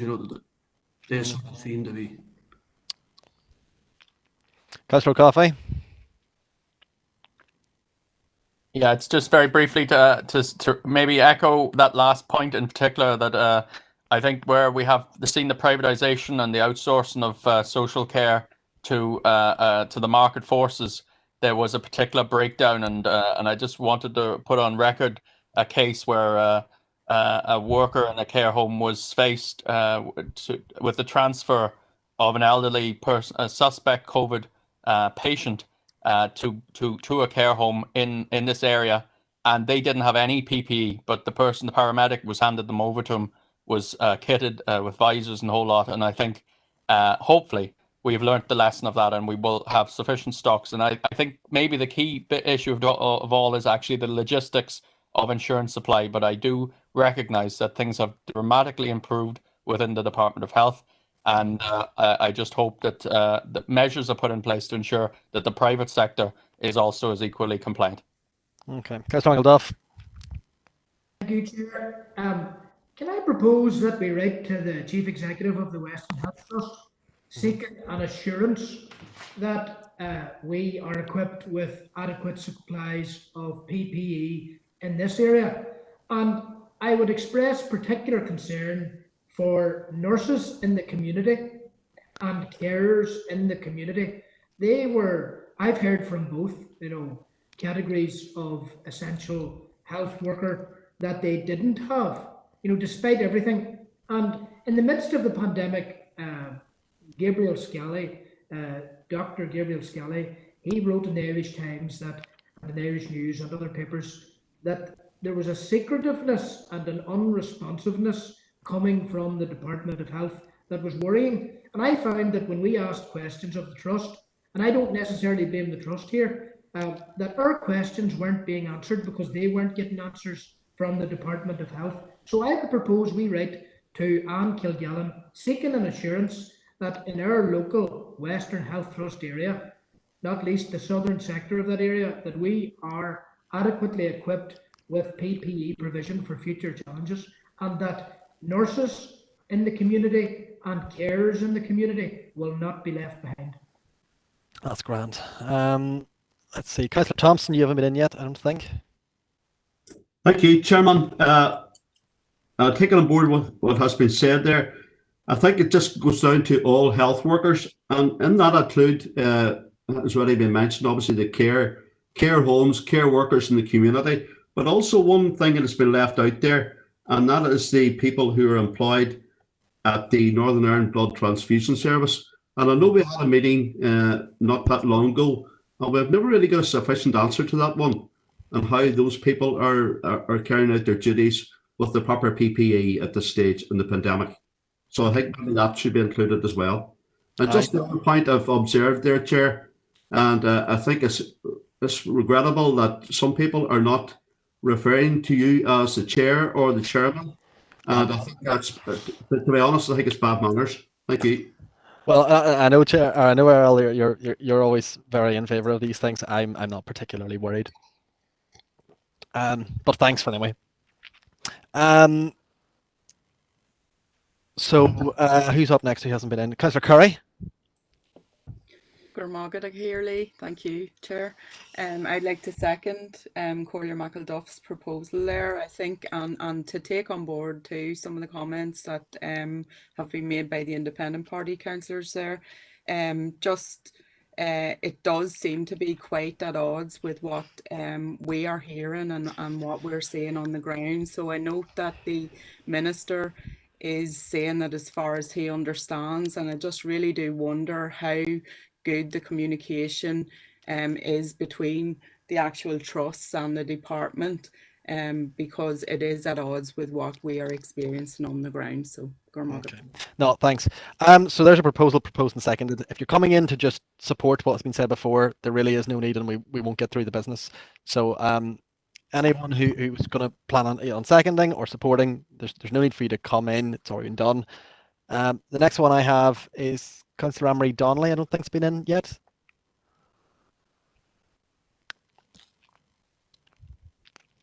I've taken my hand down, Chair. Sorry about that. Good. That's all right. We're a few seconds behind here. Councillor Warrington, still up?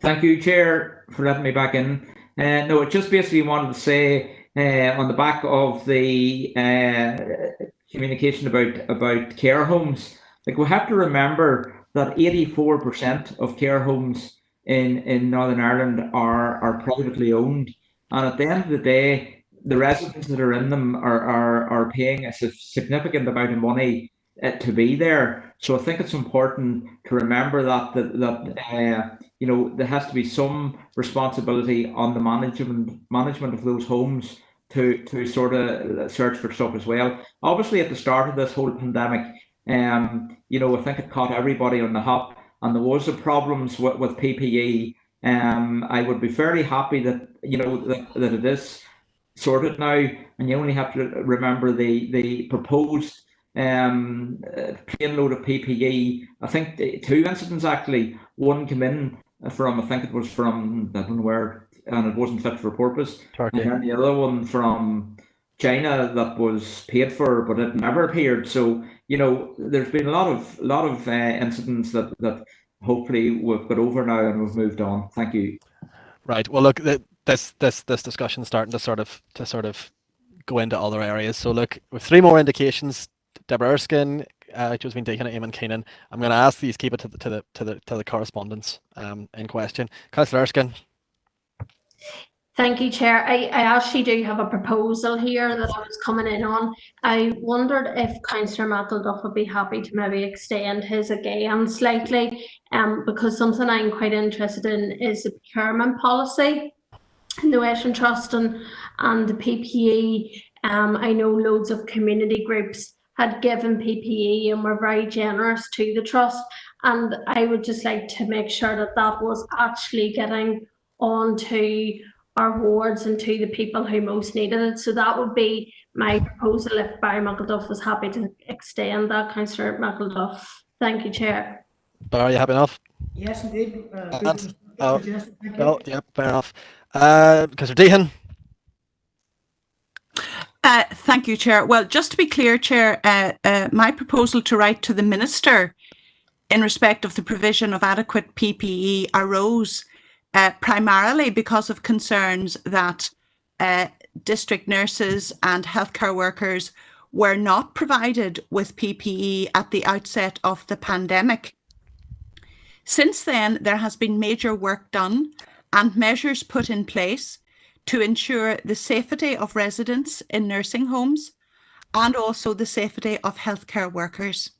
And this letter from the Minister, which I have welcomed, emphasises his confidence that there is a full supply of PPE, appropriate PPE. And I think in our letter we were at pains to point out that the PPE should meet WHO standards.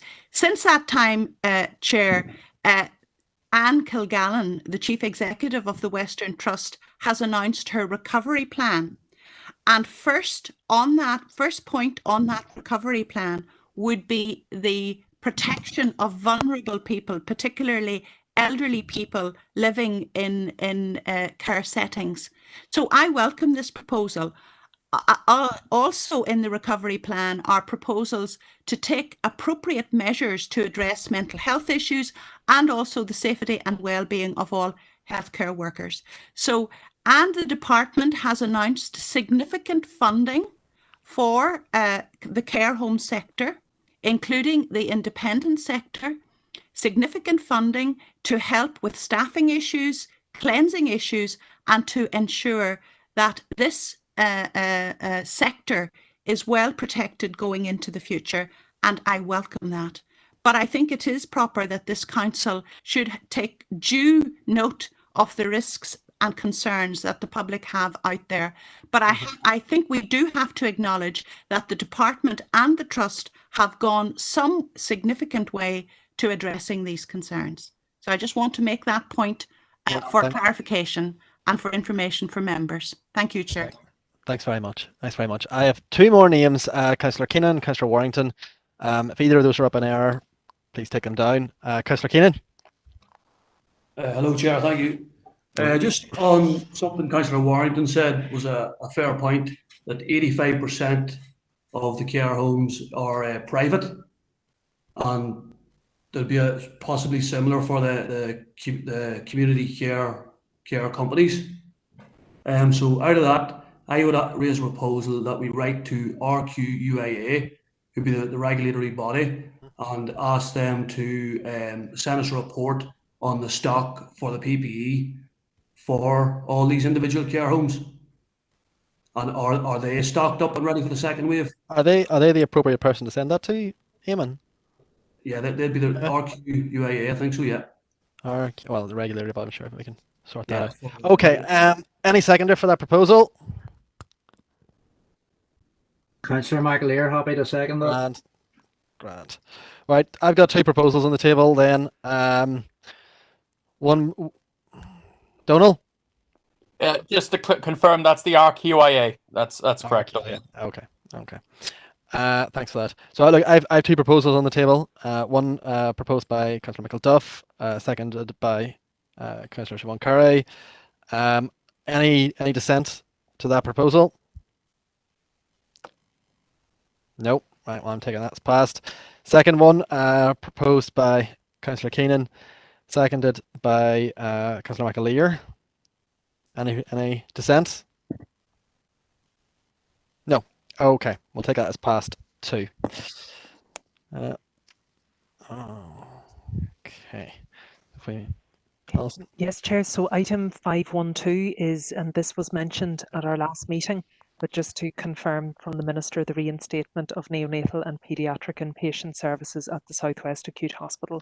And this again was in response to the Council's previous correspondence on the subject. Yeah. Eamon, you were looking in this beforehand? Yes, I'd welcome the fact that the neonatal and the paediatric service are being returned to the SWA, as it's very important to all the people of Mononoma that no vital services are lost in our area. And on the back of that, I'd like to raise a proposal to write to the Department of Health to stop all the changes in legislation which are currently being issued as a reaction to the COVID-19 outbreak that are in breach of the Human Rights Act 1998 and especially the Health and Social Care Reform Act 2009, which such as legislation to remove health services from an area without public consultation and legislation which stops the right to peacefully protest. That's a fairly wide-ranging one. You got a seconder for that? Happy to second again, Councillor McAleer here. Okay. Right, we're getting a large number of indications here. The first one on my list is Councillor McCann. Yes, thank you, Chair. Again, very quickly, just want to welcome that letter of the reinstatement of them services. And also, I'm conscious that Councillor Michael Duff recently wrote to the Trust there through the Council seeking the enhancement of all services as well, and also to move away from, obviously, the health inequalities that exist, which came to light probably with this pandemic as well, you know. So just welcoming that letter and proposing to note it if required, Chair. Thanks very much. Okay. Okay, Donal. Yeah, thank you, Chair.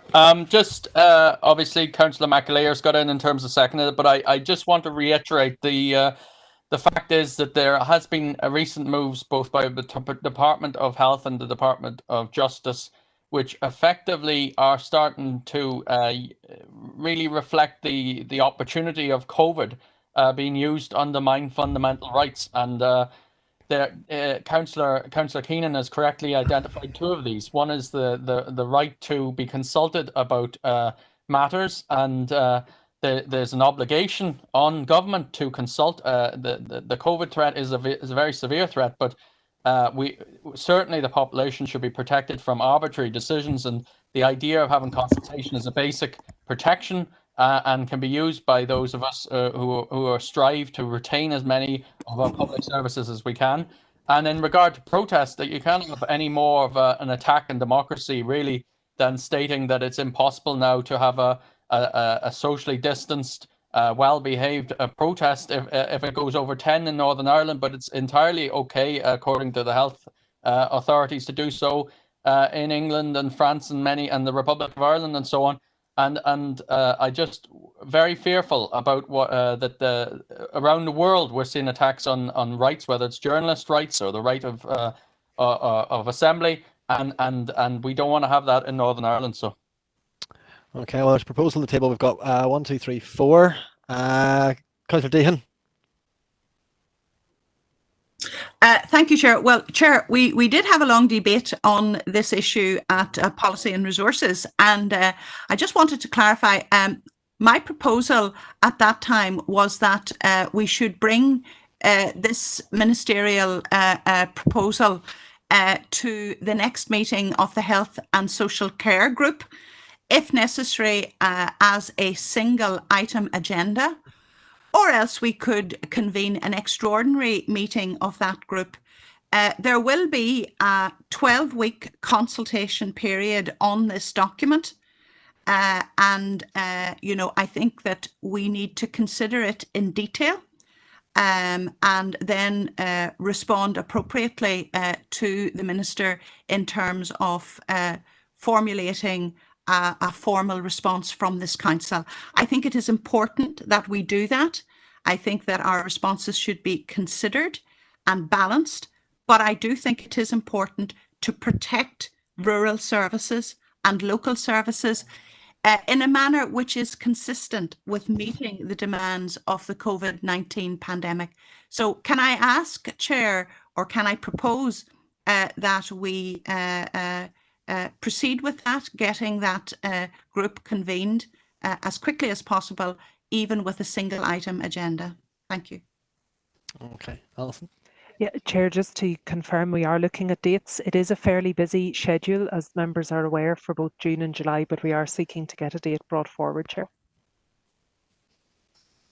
Councillor Thompson. Thank you very much, Chairman. Councillor McCann had proposed noting of the letter. I'm happy enough to second that one. I'm also happy enough to second Councillor Deehan's proposal, and as Alison's outlined. Thank you, Chair. Thanks very much. Thank you, Councillor Thompson. Councillor Curry.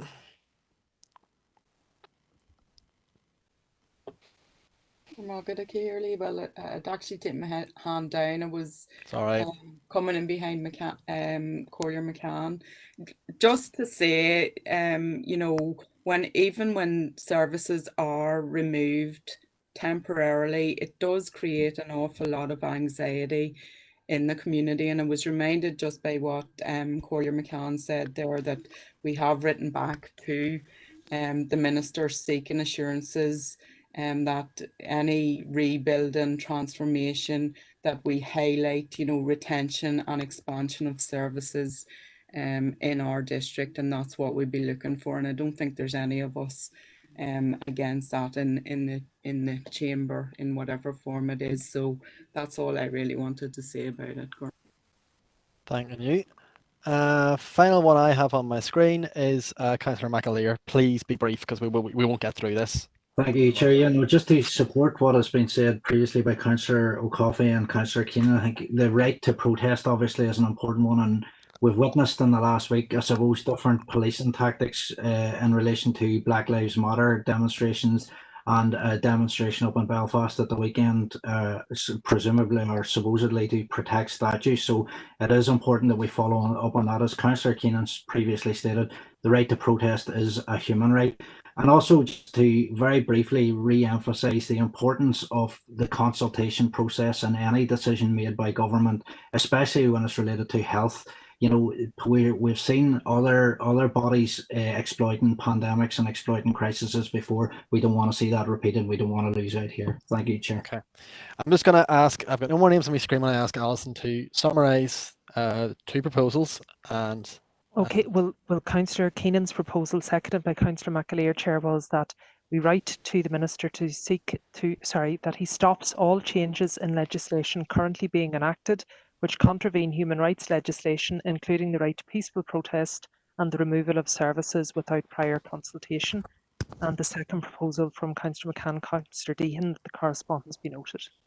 Formalising that part, Chair. Okay. And the matters around the reconvening of the Health and Social Care Group are already progressed via the decisions of Policy and Resources.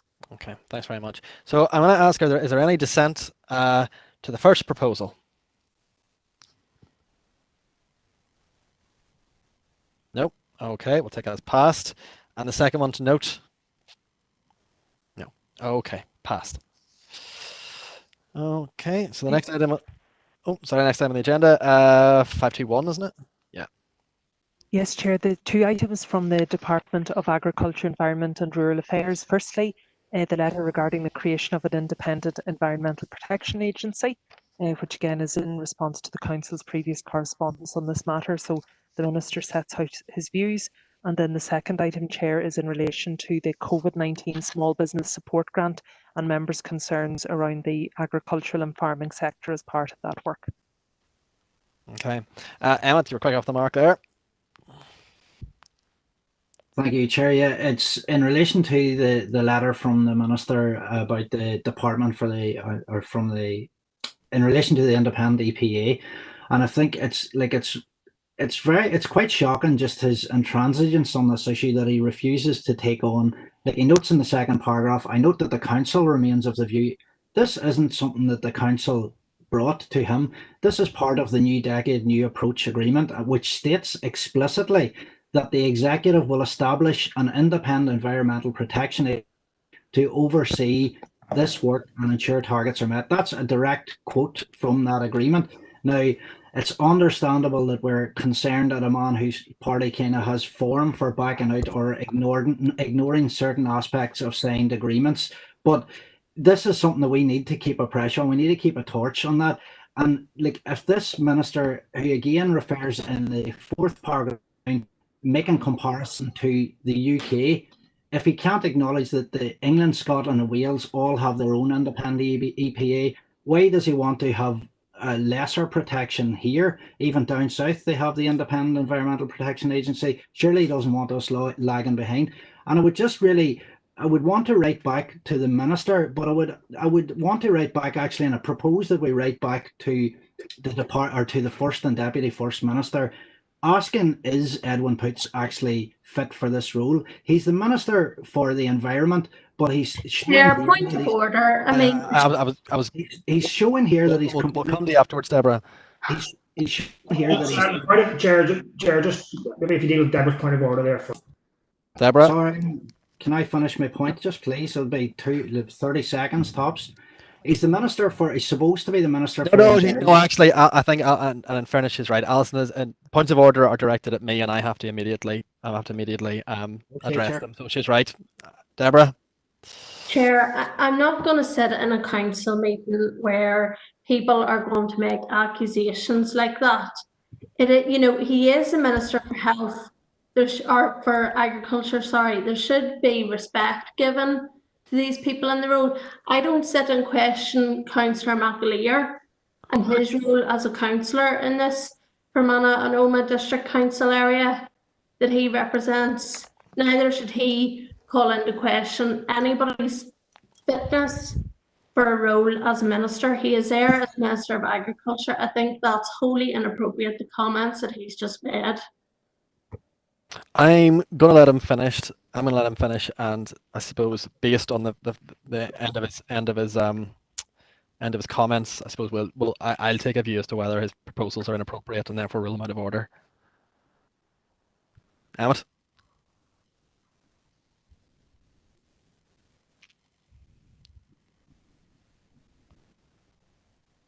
Maybe I suggest you proceed, Chair, if he's not there. I'll give him a few more seconds. Emmett. Nope. Okay. Councillor Coffey.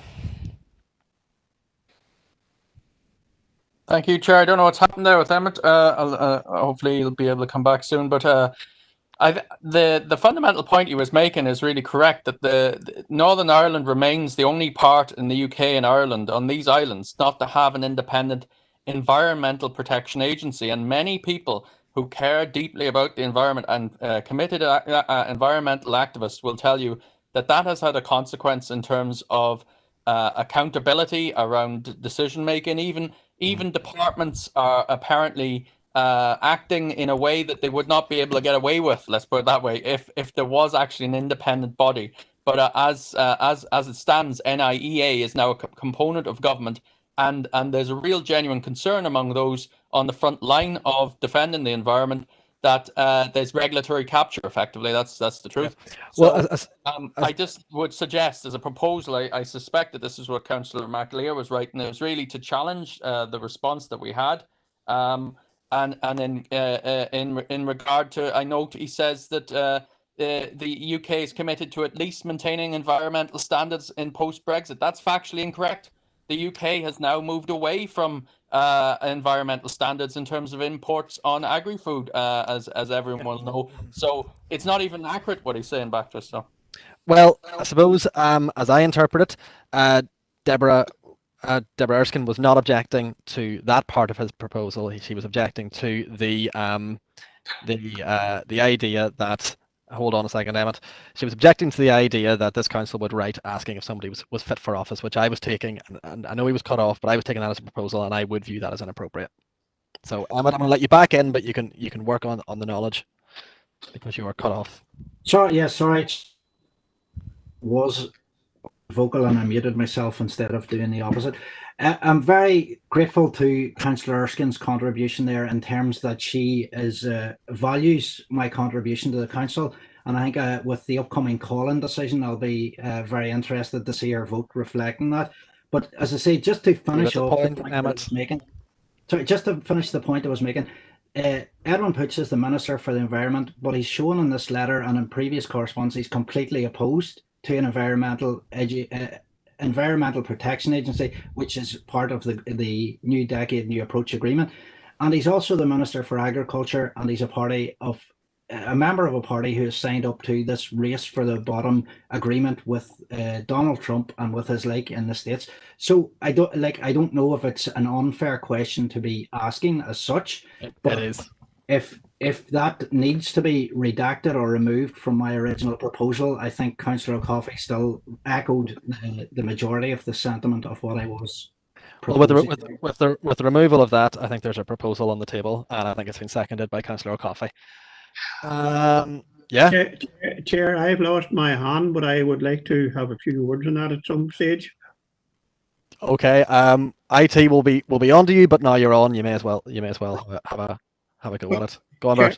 I would like to ask some of these councillors, how many quangos does it take to police the agricultural industry? if these independent or so-called independent people appear on your farm, they must find something wrong. They have to find fault, or else their job is not needed. And this, to me, is I would like to query the independence of a lot of these quangos and why they're getting paid at all. I can understand one, probably for if they want to keep an eye on the industry, but I can't see the reason for the amount of quangos set up another new one.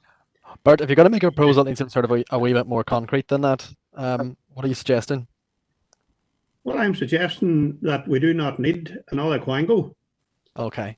Well, that you can express that probably through the vote. It would probably be the way to do that. But thanks for your comments, and they'll be noted in the minutes. Next up is Councillor Stephen Donnelly.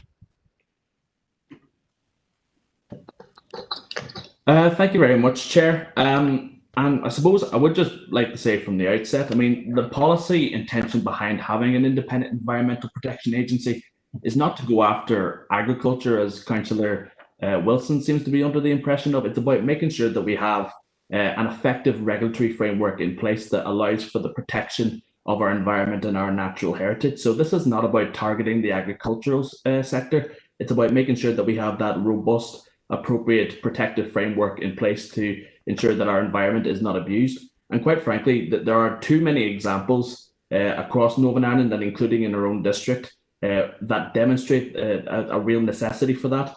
And whilst I'm not going to get into the business of calling for anybody's resignation, I will say that the lukewarm tone that the Minister for Agriculture, Environment and Rural Affairs has taken to this issue is deeply disappointing and is deeply worrying. And this is, as has already been mentioned, a commitment in the new decade, new approach agreement. And it is important that this is something that is advanced as swiftly as is possible for the benefit of our environment. Thank you.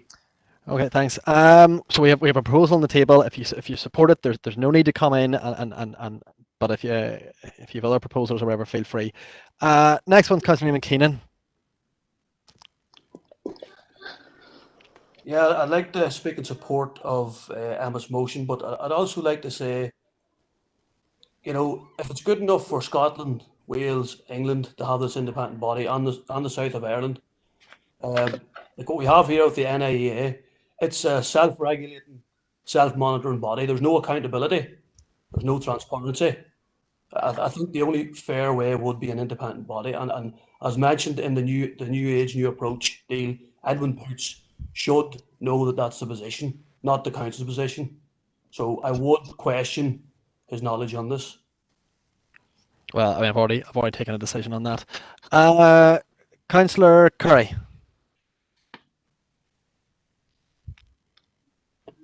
Margaret Cahirley, I hear what people are saying, and I'm not against writing back again.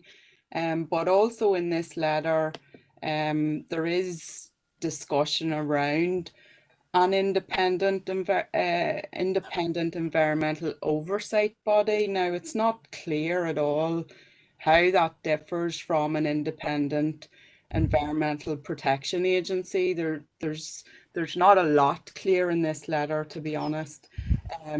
But how would that differ? Is it different at all, or is this just muddying the waters here? How would that function? What would its powers be? But I do note in the letter that there is, they're digesting the responses into the environmental strategy, and as I understand from this letter, there will be, we will have the opportunity to go back on that. So I'm not saying I'm not in support of going back again now, but I do think we are going to have more clarity. I would really hope on this coming. I think that's what the letter's saying. Yeah. Thanks, Siobhan. Chris McCaffrey. Chris McCaffrey next, please. Councillor Chris McCaffrey. Carly, thanks, Chair. Yeah, and I would just be in support of what Councillor Siobhan Curry is after saying there. It is noted that there will be some sort of environmental agency oversight. As to what details that will be, we're not totally sure yet. But I also would note that, the council itself has been doing excellent work on the environmental front, and members of the Climate Change Resilience Group will know that, of course, and we've developed our own draft strategy. So we don't always need to be relying on the minister for direction, and personally, I also wouldn't have been relying on him in the first instance, because he does shirk some other responsibilities in rural affairs and in agriculture as well. But happy to see what other members of the council feel, but perhaps at this juncture, writing back may not be necessary, but just to weigh in on that, Cormac. Well, proposals on the table. We can deal with it as it is. Councillor Dehan, you haven't been in yet, I don't believe, on this issue. Thank you, Chair. I'll be very brief. Thank you. There should be absolutely no equivocation. We need an independent EPA. We are not going to accept any watering down or any alternate body. Okay. The protection of our environment is of the highest priority, and we need that agency immediately. So, I would support the proposal of Councillor McAleer. Thanks. As I say, there will be a chance to do that through the vote. I've got two names here, Stephen Donnelly and Eamon Keenan. You've both been in before, so I mean, you're getting a sentence, and then we're gonna have to move to a vote, because we have to get through this. There's no capacity for extra meetings. One sentence each, please. Stephen. Apologies, Chair. That's down now. Okay, Grant. Right, put to a vote. Alison, you happy to summarise the proposal? Yes, Chair. Just so on the proposal of Councillor McAleer, seconded by Councillor O'Coffey, we write to the First and Deputy First Minister, challenging the response received from the Dáire Minister, restating the commitments set out within the New Decade New Approach documentation regarding the establishment of an independent environmental protection agency, and raise concerns about the response received. Okay. Have we any objections to that? Chair. Against. Oh, hold on. There's clearly objections.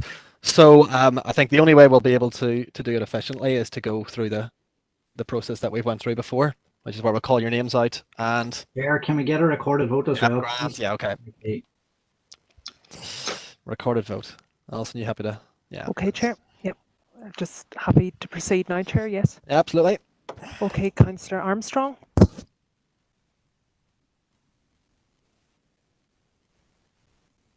Against. Councillor Baird. Against. Councillor Blake.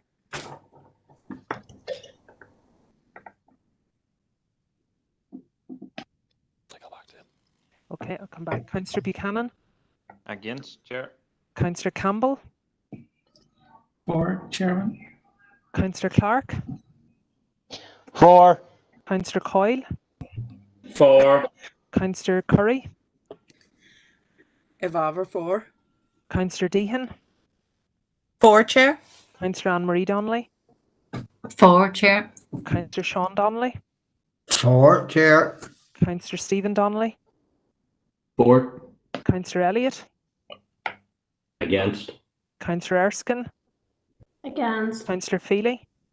For. Councillor Fitzgerald. For. Councillor Gannon.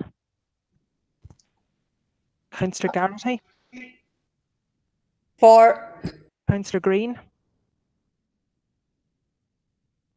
For. Councillor Irvine. Against. Councillor Keenan. For. Councillor Catherine Kelly. Appears to have left the meeting. Okay, Councillor Podrigan Kelly. Sorry, Alison, Catherine is having difficulties with broadband, but I'm for. Okay, thank you. Councillor Maguire. For. Councillor McAleer. For. Councillor McCaffrey. Aye, for. Councillor McCann. For. Councillor McCloughery. Against. Councillor McElduff. Evaver for. Councillor McPhillips. Councillor O'Coffey. For. Councillor So was that Councillor McPhillips as well? No, sorry, Councillor O'Coffey. I got Councillor O'Reilly. Councillor Rainey. Against. Councillor Robinson. Against. Councillor Smith. Against. Councillor Swift. For. Councillor Thompson. Against. Councillor Thornton. Against. Councillor Warrington. Against. And Councillor Wilson. Against. Sorry, Chair, I'm just back here. It's Paul Blake. Yep, Councillor Blake. Yeah, it's 4. Sorry, I popped out there. There was a few that were missed, were there not, along the line? I think Councillor Gannon has left, Chair. And Okay. just will check Councillor Catherine Kelly is coming back in now, Chair. So I reckon we'll hold off till she gets her vote in.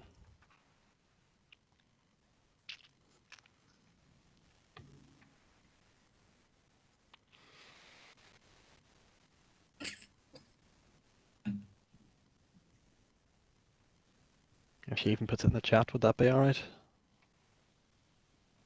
Okay.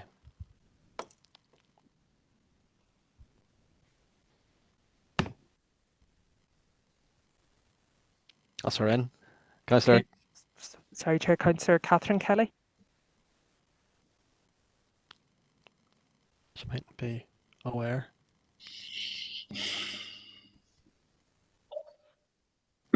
Sorry, what is it we're voting on? Beg your pardon, Councillor. It was just on the proposal to write back to the First and Deputy First Minister in relation to the DAERA Minister's response regarding the establishment of an independent environmental protection agency. Yes, I'm for that. Yes, thank you. Okay. Chair. And could I just check if Councillor McPhillips has left, Chair, if he returned? No, he had to leave, Alison. Okay. Thank you. Fine. Thank you, Chair. Well, then that, by my reckoning, Chair, that's 24 for and 14 against. Okay. So that's carried, Chair. That's carried, yep. Okay. So we move on now. 522. Yes, Chair. The second item then is just around this COVID-19 small business support grant, specifically then the support for farmers. Any indications? Councillor Buchanan.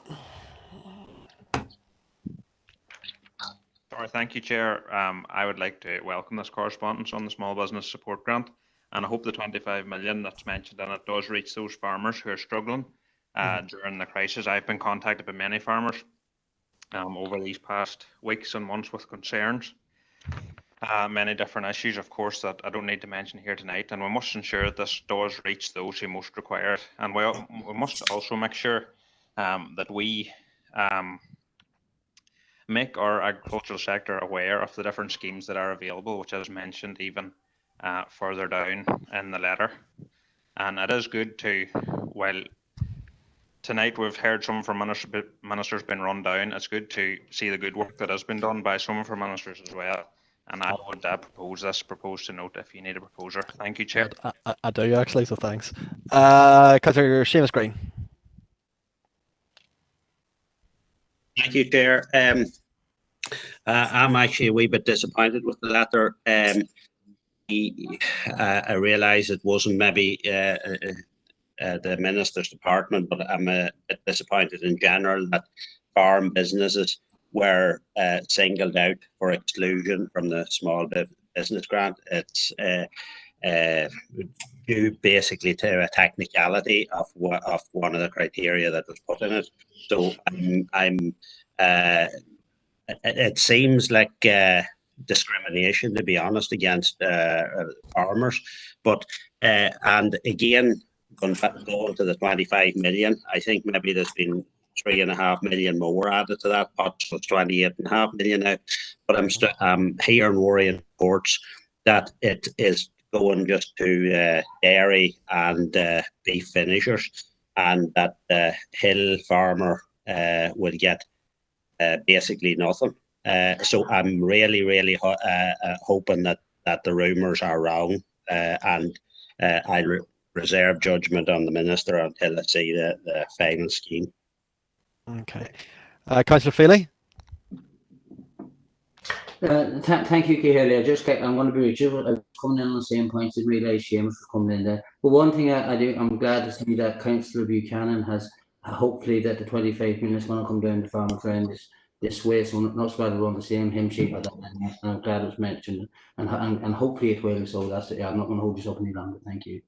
Okay, Councillor Coyle, John Coyle. Chair, no, I just welcome the letter and the investment, but I will sit and wait an open brief for to see what exactly the scheme entails. I do have doubts about the money maybe coming to hill and suckler cow farmers and sheep farmers at this minute in time.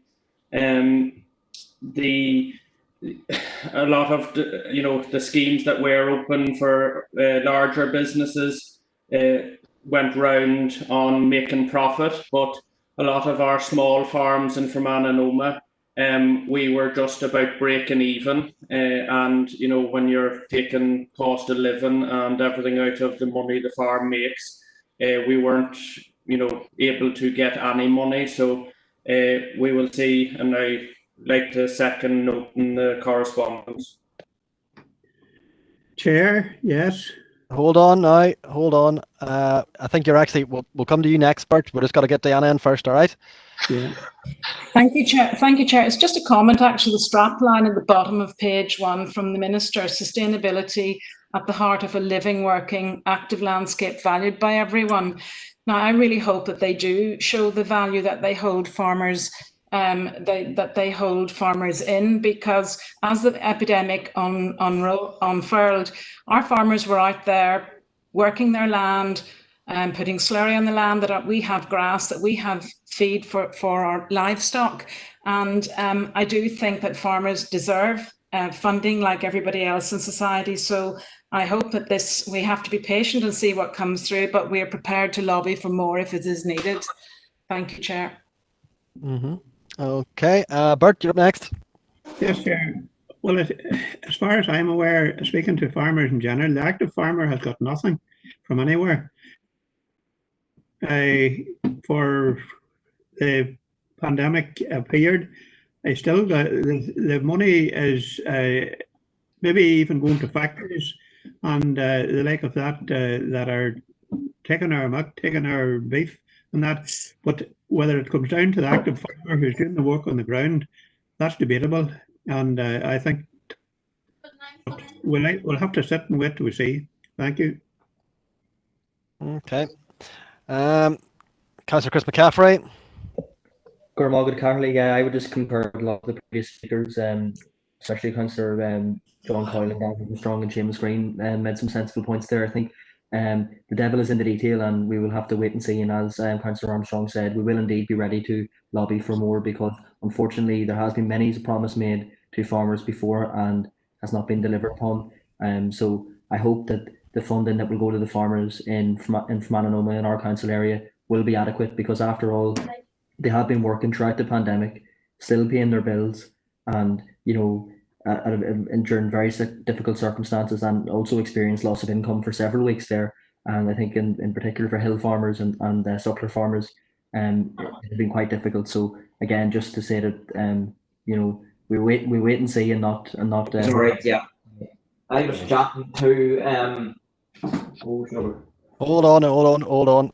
There's some kind of. I was chatting to Councillor Warrington. No, you're not in yet.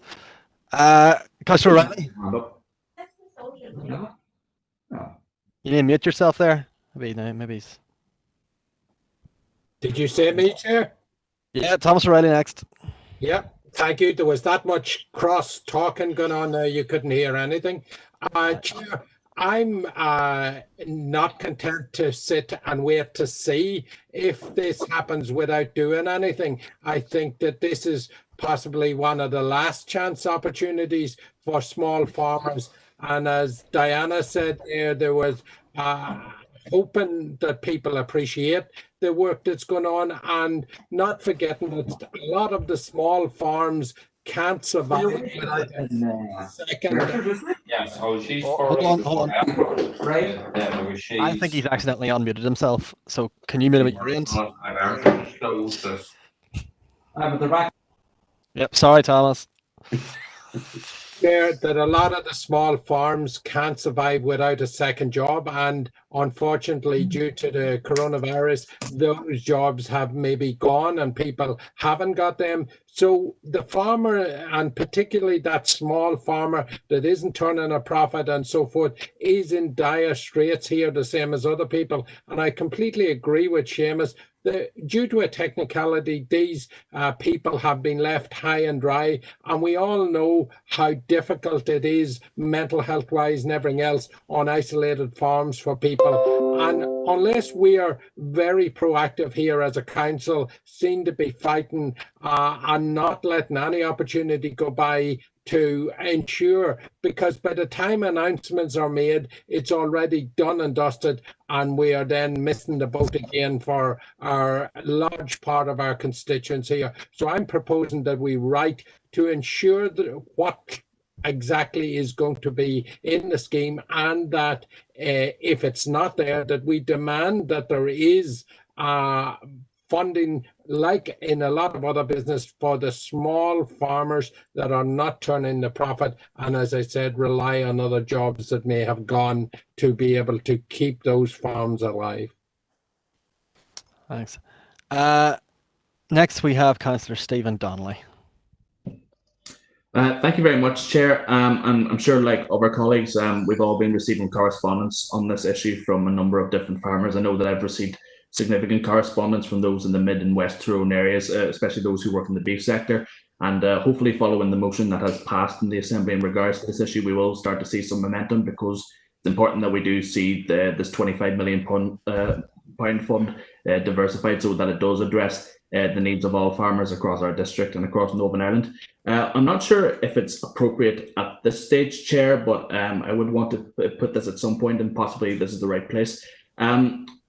This feeds into a wider issue of farmers and businesses and people within the community who have been trying to apply for support and for funding, but have fallen through the cracks as a result of narrow definitions. And so I would like to make a proposal that as a council we would write to the Department for the Economy to explore the idea of having a discretionary fund made available for those who are in a position where they are in need of support and they require financial support to get through this difficult time, but as a result of the strictures and the narrow definitions that may have affected them previously, they had been unable to access that support. So I'd like to make that a proposal.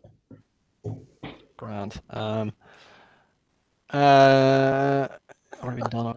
Councillor Swift.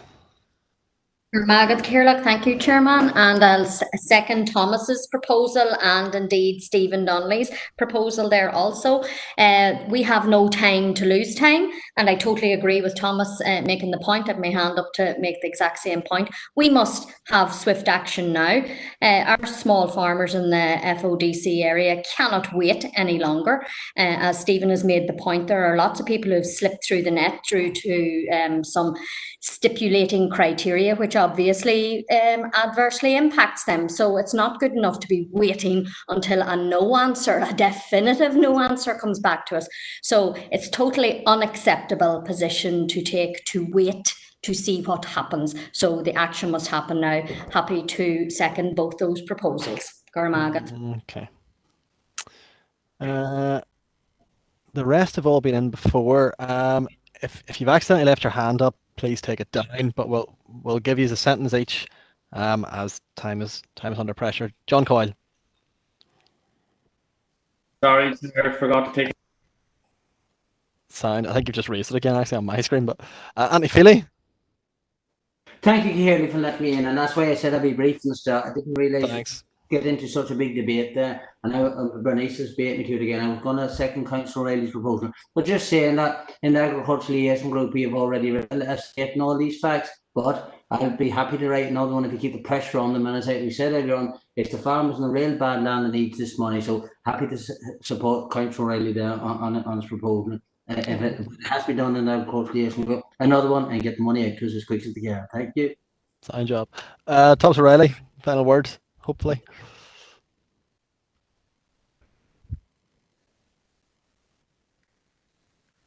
No, Chair, I'm just happy that we have a clear understanding of what we're asking there. And could we try to put some sort of a time limit on that we're not sitting here in a month's time waiting for a reply? I appreciate we can't demand, but that we would want a reply as soon as possible before an announcement is made. I'll snip up to summarise then. Okay, Chair. So we had I suppose, two separate proposals. The first was that the correspondence was noted, and then secondly, on Councillor O'Reilly's, three proposals, Councillor O'Reilly's proposal, seconded by Councillor Swift, that we write to the Dara Minister clarifying what is actually in the scheme and demand a fair share for small farmers and the district, and for those in particular who rely on other means of employment, and that reply to be issued as soon as possible and in advance of the scheme, the allocation of the scheme being announced. And then proposed by Councillor Stephen Donnelly, seconded by Councillor Swift, to write to the DFE Minister with the view to them establishing a discretionary fund to sort of catch those individuals who have fallen through the gaps in the other funding measures that have been announced as a result of COVID-19 support. Okay. So of the first... Could I ask a question, Chair? How do you define a small farmer? How does Councillor O'Reilly, why not include all farmers? So if you wish to respond, you can. Councillor O'Reilly, does he wish to respond to that? Well, if he doesn't indicate, I'll assume he doesn't. But the proposal... I don't know the definition, nor anybody in the council there that does know it. I would love to find it out. Anyone wish to provide information about that? Anthony Feely? Thank you, Kaylee. But my understanding was it was going to go to all farmers in the district, when I don't know where it's coming from there, that we'd all get benefit of it, that the money just wouldn't be up the other side, as I said, come west of the Ban, it wouldn't be up around there at Belfast, and we up there all the big factories and processors and all the big, it'd be the farmers in the district, it'd be nearly all, I'd imagine now, but I'm not, can't definitely answer Bert's question on that now. Councillor Swift? Yeah, well, I think Bert's long enough in the agriculture liaison group to know what we mean when we're talking about farmers, and farmers generally small, big, 4'10" or higher. But we are most definitely inclusive. So I wasn't seconding anything that wasn't inclusive. While I'll not speak for Councillor O'Reilly, I'm sure he was not excluding anyone. So take that as for all. Yes, I didn't pick up an exclusionary tone either, to be honest. But go on, Bert. I'm quite happy with that. Okay, right. Councillor McAleer.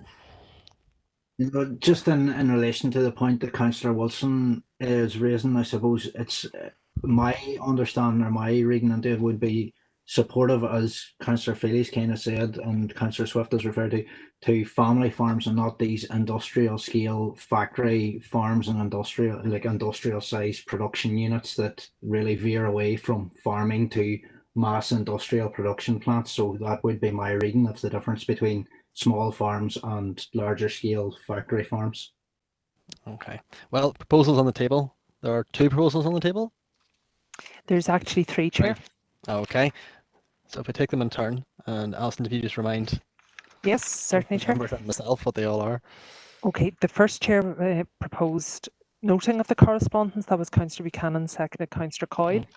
Then we had Councillor O'Reilly's proposal, seconded by Councillor Swift, that we write to the Dara Minister clarifying what is in the scheme, demanding a fair share for small farmers and for the district, and in particular those farmers who rely on other employment, and that we seek a reply as soon as possible and in advance of the scheme details, the scheme allocation rather, being announced. And then finally, Councillor Stephen Donnelly, seconded by Councillor Swift, proposed that we write to the Department for the Economy, seeking them to establish a discretionary fund to catch those who've fallen through the gaps. Yeah, no, that's. If we take those in turn, the first one being to note, have we any objections? No. Okay, well, we'll take the first one as passed. The second one regarding the writing to the Minister, proposed by Councillor O'Reilly. O'Reilly, yeah. Councillor O'Reilly. Any objections? Nope. Okay, we'll take that passed. And finally, Councillor Donnelly's proposal about a discretionary fund. Any objections? No. Okay, we'll take all three of those as passed. The item dealt with. 531. Alison? Yes, Chair. This is from the Minister for Finance. It's regarding two separate items really that the Council had raised.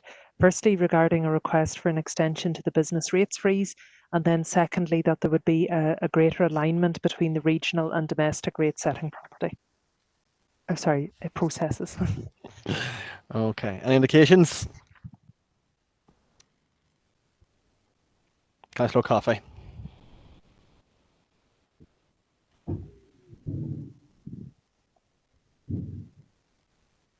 Donald? Is this the one on the business rates? I'm getting confused here slightly. Yeah, yes, 531. 531 is business rates first. Sorry, apologies. Yeah, I just I note from the correspondence we initially sent to the Minister that we didn't reference anything to do with supporting their policy in regard to domestic rates. And yet in the response, the Minister says that we have supported that, the very last paragraph. So I'm wondering, whether it's important or not to write back, but I would be concerned that domestic rates, obviously there is a case for domestic rates to be treated in a similar manner to business rates insofar as many services are curtailed, and there's obviously huge pressures on households at this time in terms of meeting their responsibilities in terms of providing rates, and I'm sure every councillor hears that. So I'm wondering whether we should go back and just clarify that we are not necessarily agreeing that while there should be a reduction in business rates, there should be no reduction consequent on domestic rates. Okay. Councillor McAleer.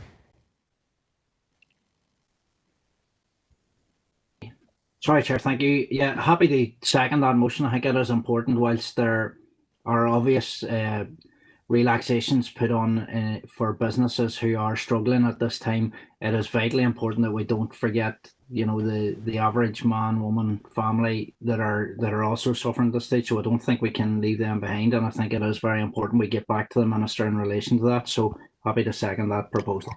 Councillor Keenan. With regards to the rates freeze on the business and not on the households, I would actually see this as an attack on the working class with a special preference given to the business rates. And this is something that many of my constituents have highlighted to me. We need to take that into consideration. And I know there needs to be money for this and money for that. But if we look at what I talked about last night, the sort of the party trick that the UK government pulled with creating the 330 billion through the direct monetary financing. I think maybe if Donald was happy, I'd like to add something into that proposal, because maybe the Minister of Finance isn't sure how the UK government actually done that. Maybe we could write to the Treasury and the Bank of England and get them to explain how direct monetary financing works. Well, I'll take that as a separate proposal, to be honest, because I think that's just stretching too far. But we'll take that as a separate proposal. Okay. Councillor Donnelly. Anne-Marie Donnelly. Yes, thank you, Chair.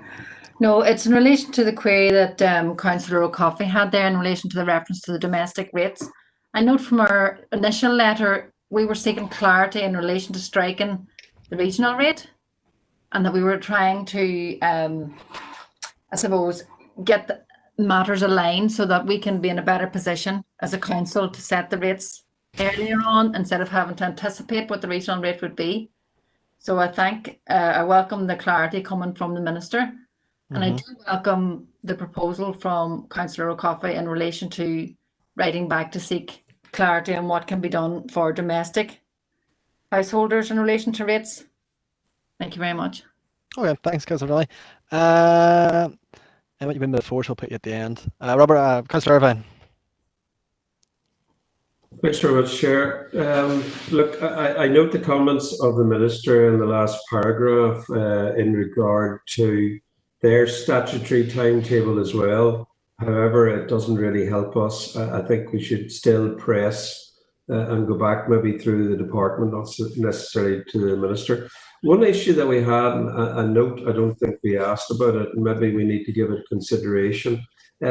We've talked about more clarity in the presentation of rates bills, both to domestic and non-domestic households, in regard to trying to show the money that goes to the council directly and the money that is raised through the rates process that goes back into Central Treasury up at Stormont. That issue wasn't addressed, I think, in the letter, and I think it needs to be addressed because people keep blaming us when the rates keep increasing, and yet when we strike a low rate or any council strikes a low rate, it is completely nullified at times by the striking at Stormont of the regional rate, which actually does away with anything that we've been trying to do to lessen the impact on ratepayers, be they domestic or business. So look, I note the letter. We can't really do much. He has answered it, though I would like more clarity on that. I still think we have the problem of more transparency in the way the bills are presented to households and businesses. And maybe that's something that we need to bring back to PNR to discuss it and send it back up. But thank you very much indeed. Okay, thank you. Right, two more indications, Councillor McAleer and Councillor O'Coffey. You've both been before, so I'm giving you a sentence each.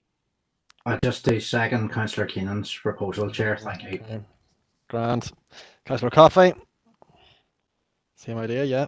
No, it's just, I think the issue of monetary finance and the conjuring out of thin air of reserves is possible in Britain because they retain control of their own currency, and I do think that's a very important thing to note. Okay, thanks. Councillor Thompson, I noticed you raised your hand there. Okay, Chair. Thank you. Thanks. Oh, you're right. Okay. Councillor Green. I just want to note the pro-Brexit independents there still spouting on about the great it is to be out of Europe and out of the euro. I can see Eamon's going to look to respond to that. We just simply don't have time. We've got two proposals on the table. One proposed by Councillor Coffey, Chair, Councillor seconded Councillor McAleer. Yes. About. Oh, sorry, Chair, that was we write to the Minister of Finance just clarifying our position in relation to domestic rates and seeking some clarification from the Minister about what can be done for domestic ratepayers at this time. And then the second proposal was from Councillor Keenan, seconded by Councillor McAleer, that we write to the Treasury to seek further clarification on how direct monetary finance actually works. Okay, so we're going to take the first one first, obviously. Do we have any objections to that? Speak now. We still have some hands raised. I'm gonna use this if Councillor Irvine and Councillor Green. I'm assuming those are up in air. Up in air, Chair. Sorry. Oh, okay, Councillor Green. Okay, Grant, thanks. No, okay. Any objections? Nope. Okay, we'll get that as passed. Second proposal to the Treasury. Do we have any objections? Okay, no, passed. Okay, Chair, the next item is from the Department of Finance, and this is in response to the Council's request for a breakdown of emergency funding received by the Executive, and also we had asked if there were any Barnett consequentials as part of the allocations made separately by the Treasury.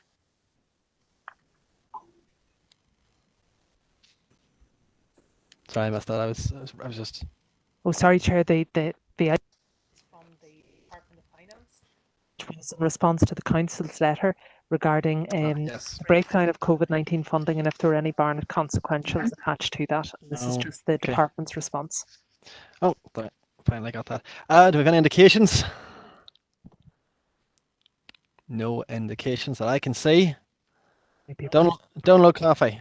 Yeah, I'd just like to say that it's very interesting to see those, and personally, I think they're quite useful to have to hand, because now we can actually see what entitlement the council could be looking towards in terms of a payment that is quite a substantial increase in finance as a result. So hopefully we'll see some of that translate into support for local services.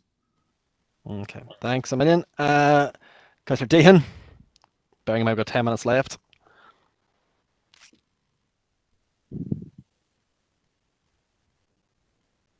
Propose to note the correspondence, Chair. Thanks very much. Councillor Thompson. Second, noting of the correspondence, Chairman. Fantastic. Any objections? Nope. Okay, well, I'll consider that one passed.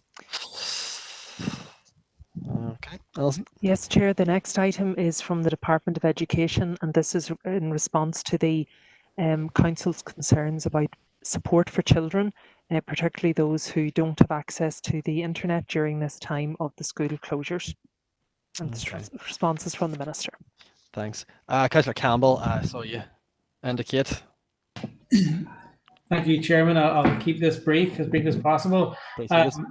As a parent myself, 2 children currently being educated at home at present this last 12 weeks, and also as a member of local board of governors on 2 schools and someone involved in delivering education myself, I'm acutely aware of the challenges, Chair, and the opportunities that the use of technology presents at this time. And as a local councillor, we all are aware of the issue of rural broadband and the issue in areas such as Esker, Gervahe, Seskin, we're all across West Tyrone and this district. And I don't feel it's acceptable that any child should be disadvantaged at this time, because rural broadband and technology has become even more critical in terms of their education. I'm also aware that the digital divide, as has been pointed out here, relates also to access to digital devices. So I would welcome any plans to address that issue for children that maybe don't have access to digital devices. And I'd be keen to see that more on the device strategy mentioned by the Minister in the correspondence. I know that the extent of this will be reliant on how things progress. So things are changing all the time, every day, and we have to be led by the science, as has already been pointed out. And many schools that have great sympathy for many schools are making plans, and they don't have the full information, the full picture of what things are going to look like, Chairman, in September. So I've great sympathy for them, but I would urge the Minister to deliver clarity that's expected to come. I know that's expected at the end of June.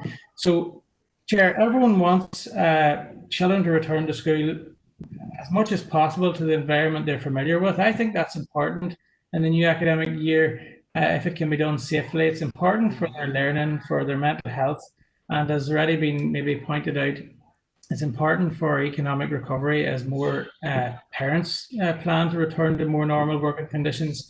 So my final point here is, and I want this highlighted in correspondence to Minister Weir, is that even in ordinary times, technology and broadband has a role in enhancing learning. So we may feel today, and some people might think it enhances our meetings that much, but certainly in technology, it has an important role in enhancing learning, even in ordinary times. So the issue of broadband access in rural areas absolutely has to be addressed, regardless of where we find ourselves going forward. So no child should be disadvantaged. And I would propose that we write to the Minister and we ask that all options are considered, including the use of rural community centres, to ensure that children can get access to devices and to broadband. I think that would be important.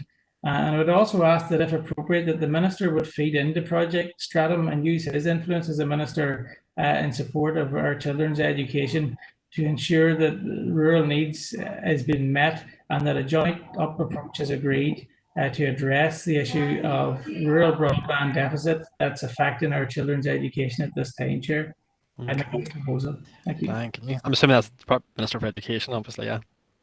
Yes, to the Minister of Education, I appreciate he cannot do this on his own, and I'd expect cooperation across the executive, but I would ask, in the interest of our children's education, he redoubles his efforts in this regard. Okay. Thanks, Councillor Campbell. And Chris McCaffrey. Gormaga Carley, I just want to come in there and second Councillor Campbell's proposal. I think he raised some very relevant and very important issues. We're all aware in the Fermanagh region of the deficit in rural broadband. Also, as a newly qualified teacher myself, this year, who's just spent studying modules in special educational needs, the great role the technology and especially UICT can play in enhancing the learning and education of children with special educational requirements and needs.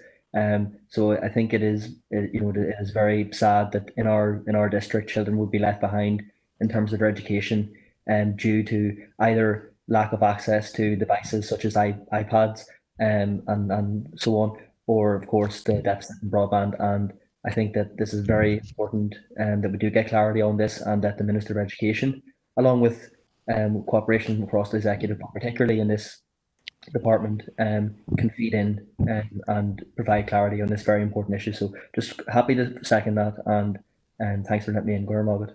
Okay, thanks and congratulations on becoming a teacher. Next, bearing in mind we've got 4 minutes left. Next we have Anthony Feely.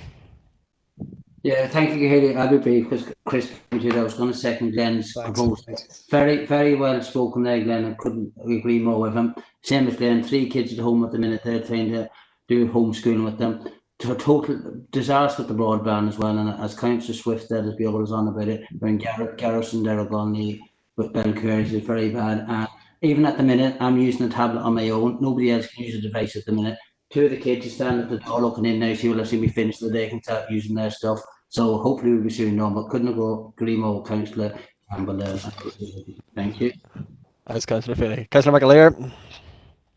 Thank you, Chair. Yeah, I don't know if this could be maybe incorporated in the proposal made by Councillor Campbell, or if it would be a standalone proposal, but one of the points I suppose that I had spoken on as part of this letter was the necessary contact with allied health professionals and how that was to be facilitated at this time. And in his response, the Minister makes reference to parents or carers being provided with resource packs and giving them points of contact to direct queries to. But in terms of actually meeting with or having interaction with these allied health professionals, which are very, very important, it's a very important point of contact to have. There's not really much detail on the specifics, and also I suppose the point was the urgency with which referrals can be made, that contact can be made. So maybe Councillor Campbell would be minded to include that in his proposal, just if we are writing back to him. And I noticed that the Department of Health is also mentioned. Possibly it would be worth copying the letter in relation to the allied health professionals to Robin Swan, the Minister for Health. So I would like to see either if that could be incorporated in the original proposal, or to make that a proposal as follow-up. Chair, thank you. I think it could probably be incorporated, but it's the discretion of the proposer. Councillor Campbell. Chair, I'd be happy to incorporate that into the letter that's replied to the Minister. Thank you, Chair. Brilliant. Councillor Michael Duff. Just, Chair, to ask Councillor Campbell also to incorporate the referring of the issue of digital disadvantaged experienced by our rural children and young people, and how it might impact on their education, attainment and life opportunities to Nikki, till the Commissioner for Children and Young People, as an area of consideration for Nikki. Okay, happy enough with that as well. Councillor Campbell. More than happy, Chairman. Public.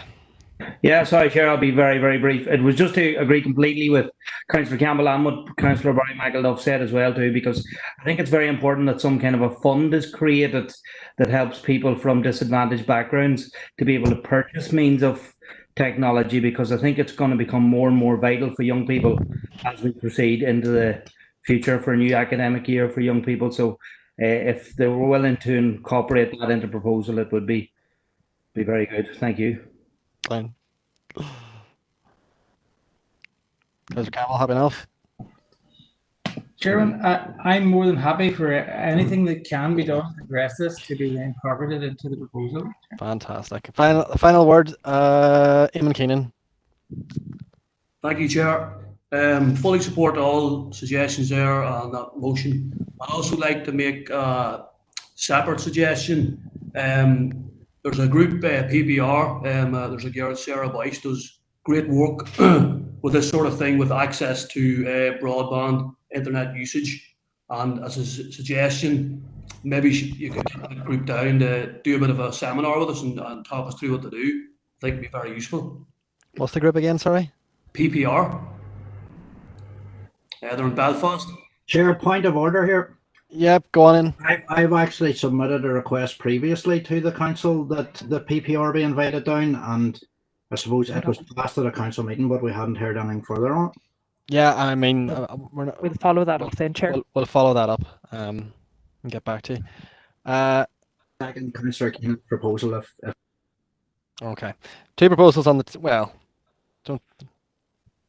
that's not really a proposal. We'll just follow it up. Like, you know, I don't think it needs to be taken as a proposal. The only proposal that I'm sort of, I think is on the table is Councillor Campbell's. I'd like to make it a proposal just to make sure it's followed through, or that's fine. Fair enough. Thank you. Enough. So, like, there's two proposals on the table. First one by Councillor Campbell, and seconded by Councillor Chris McCaffrey. Do you have any objection? Nope. Okay. Second proposal, proposed by Councillor Keenan and seconded by Councillor Michael Ear. Any objection? Okay, fine. We're at 2201. So I believe that if we do conduct ourselves in a brief manner, we probably could get ourselves finished. See if you hands raising. We probably could get this finished. So I would take a proposer and seconder to extend the meeting by half an hour, maximum half an hour. Councillor Gardy, I think was the first hand I saw up. Thank you very much, Chair, and well done tonight so thus far. I want to say through the Chair, I would be reluctant to propose the next half hour for fear, or even if I could get advice from the Chief Executive, that any work that is conducted, if we don't get it complete, how valid is it, or how important are the standing orders with extra half hours? My understanding that the business must be completed in the last half hour, and I think some of the items that are still to be brought up may have considerable debate, and I don't think we need to be rushing them for the value of hogging them through. But maybe Alison could advise. I appreciate you would need cooperation, and I doubt if you would get it, Chair. Yeah, Chair, just to confirm that Councillor Garrity is correct, it would have to be in the context of the business in its entirety. It would be concluded, and you could only extend for 30 minutes in the context that you would have a reasonable expectation of that being the case. Sorry, through the chair, just, and if we don't, what is the implications, Alison, if we don't get that completed? That's, I suppose, is my question. Sorry if I was misleading. Well, ultimately, those items that are not dealt with, Chair, would fall, so they wouldn't be considered. But I think the principle of the extension of the meeting is to allow for matters to be concluded, as opposed to just extending the meeting for still matters to be unresolved. But the decisions would be valid, Chair, would be my understanding. Yeah, and the other items would carry over, Alison, yes? Yes, Chair, that's correct. Okay. Thank you for that clarification. Thanks, Alison. Okay. Well, I do believe it is possible. I do believe it's possible. If you work with me. If you don't, we won't get through it. But I suppose the decision is if I believe it's possible, and I am, so I'm going to invite proposals to extend the meeting. Sean Clark. Sean, you might need to unmute yourself. Hey, Chair, I think we should extend it for half an hour because I have one issue that I wanted to raise. I know you do. Yeah. So I'm happy to propose we go for another half hour. Okay. Councillor Paul Blake.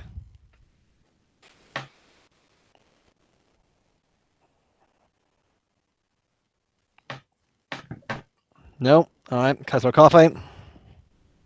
I would just have to say I'm quite concerned because I think there's a very interesting matter at the very end, and if it isn't dealt with fully, surely that, from what the advice we've received, that it would fall, and that would be quite deleterious, I believe. So I would be opposed to extending. Okay, Councillor Anne-Marie Donnelly. I'm happy to second extending for half an hour to get matters completed. Thank you. Okay. Councillor Feely. Same.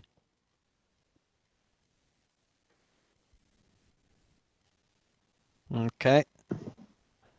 Well, we've got we'll put that to a vote then. We've got a proposer and a seconder. We've got a proposer and a seconder. What does the council think? So if you have any objections to extending the meeting for half an hour, with the exception of Donal, who's already indicated, please indicate now.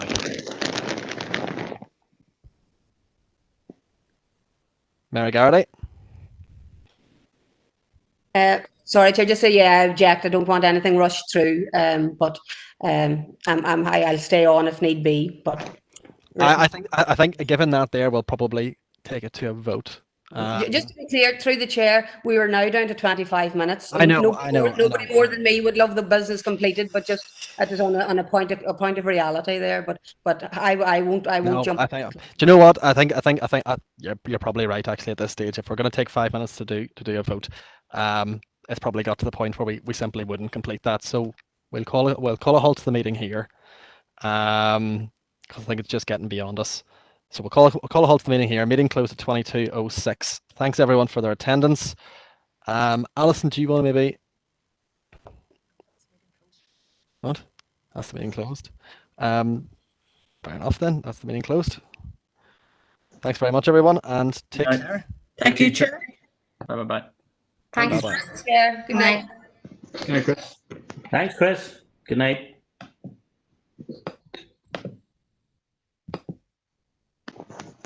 No, it's not. You want to look at it?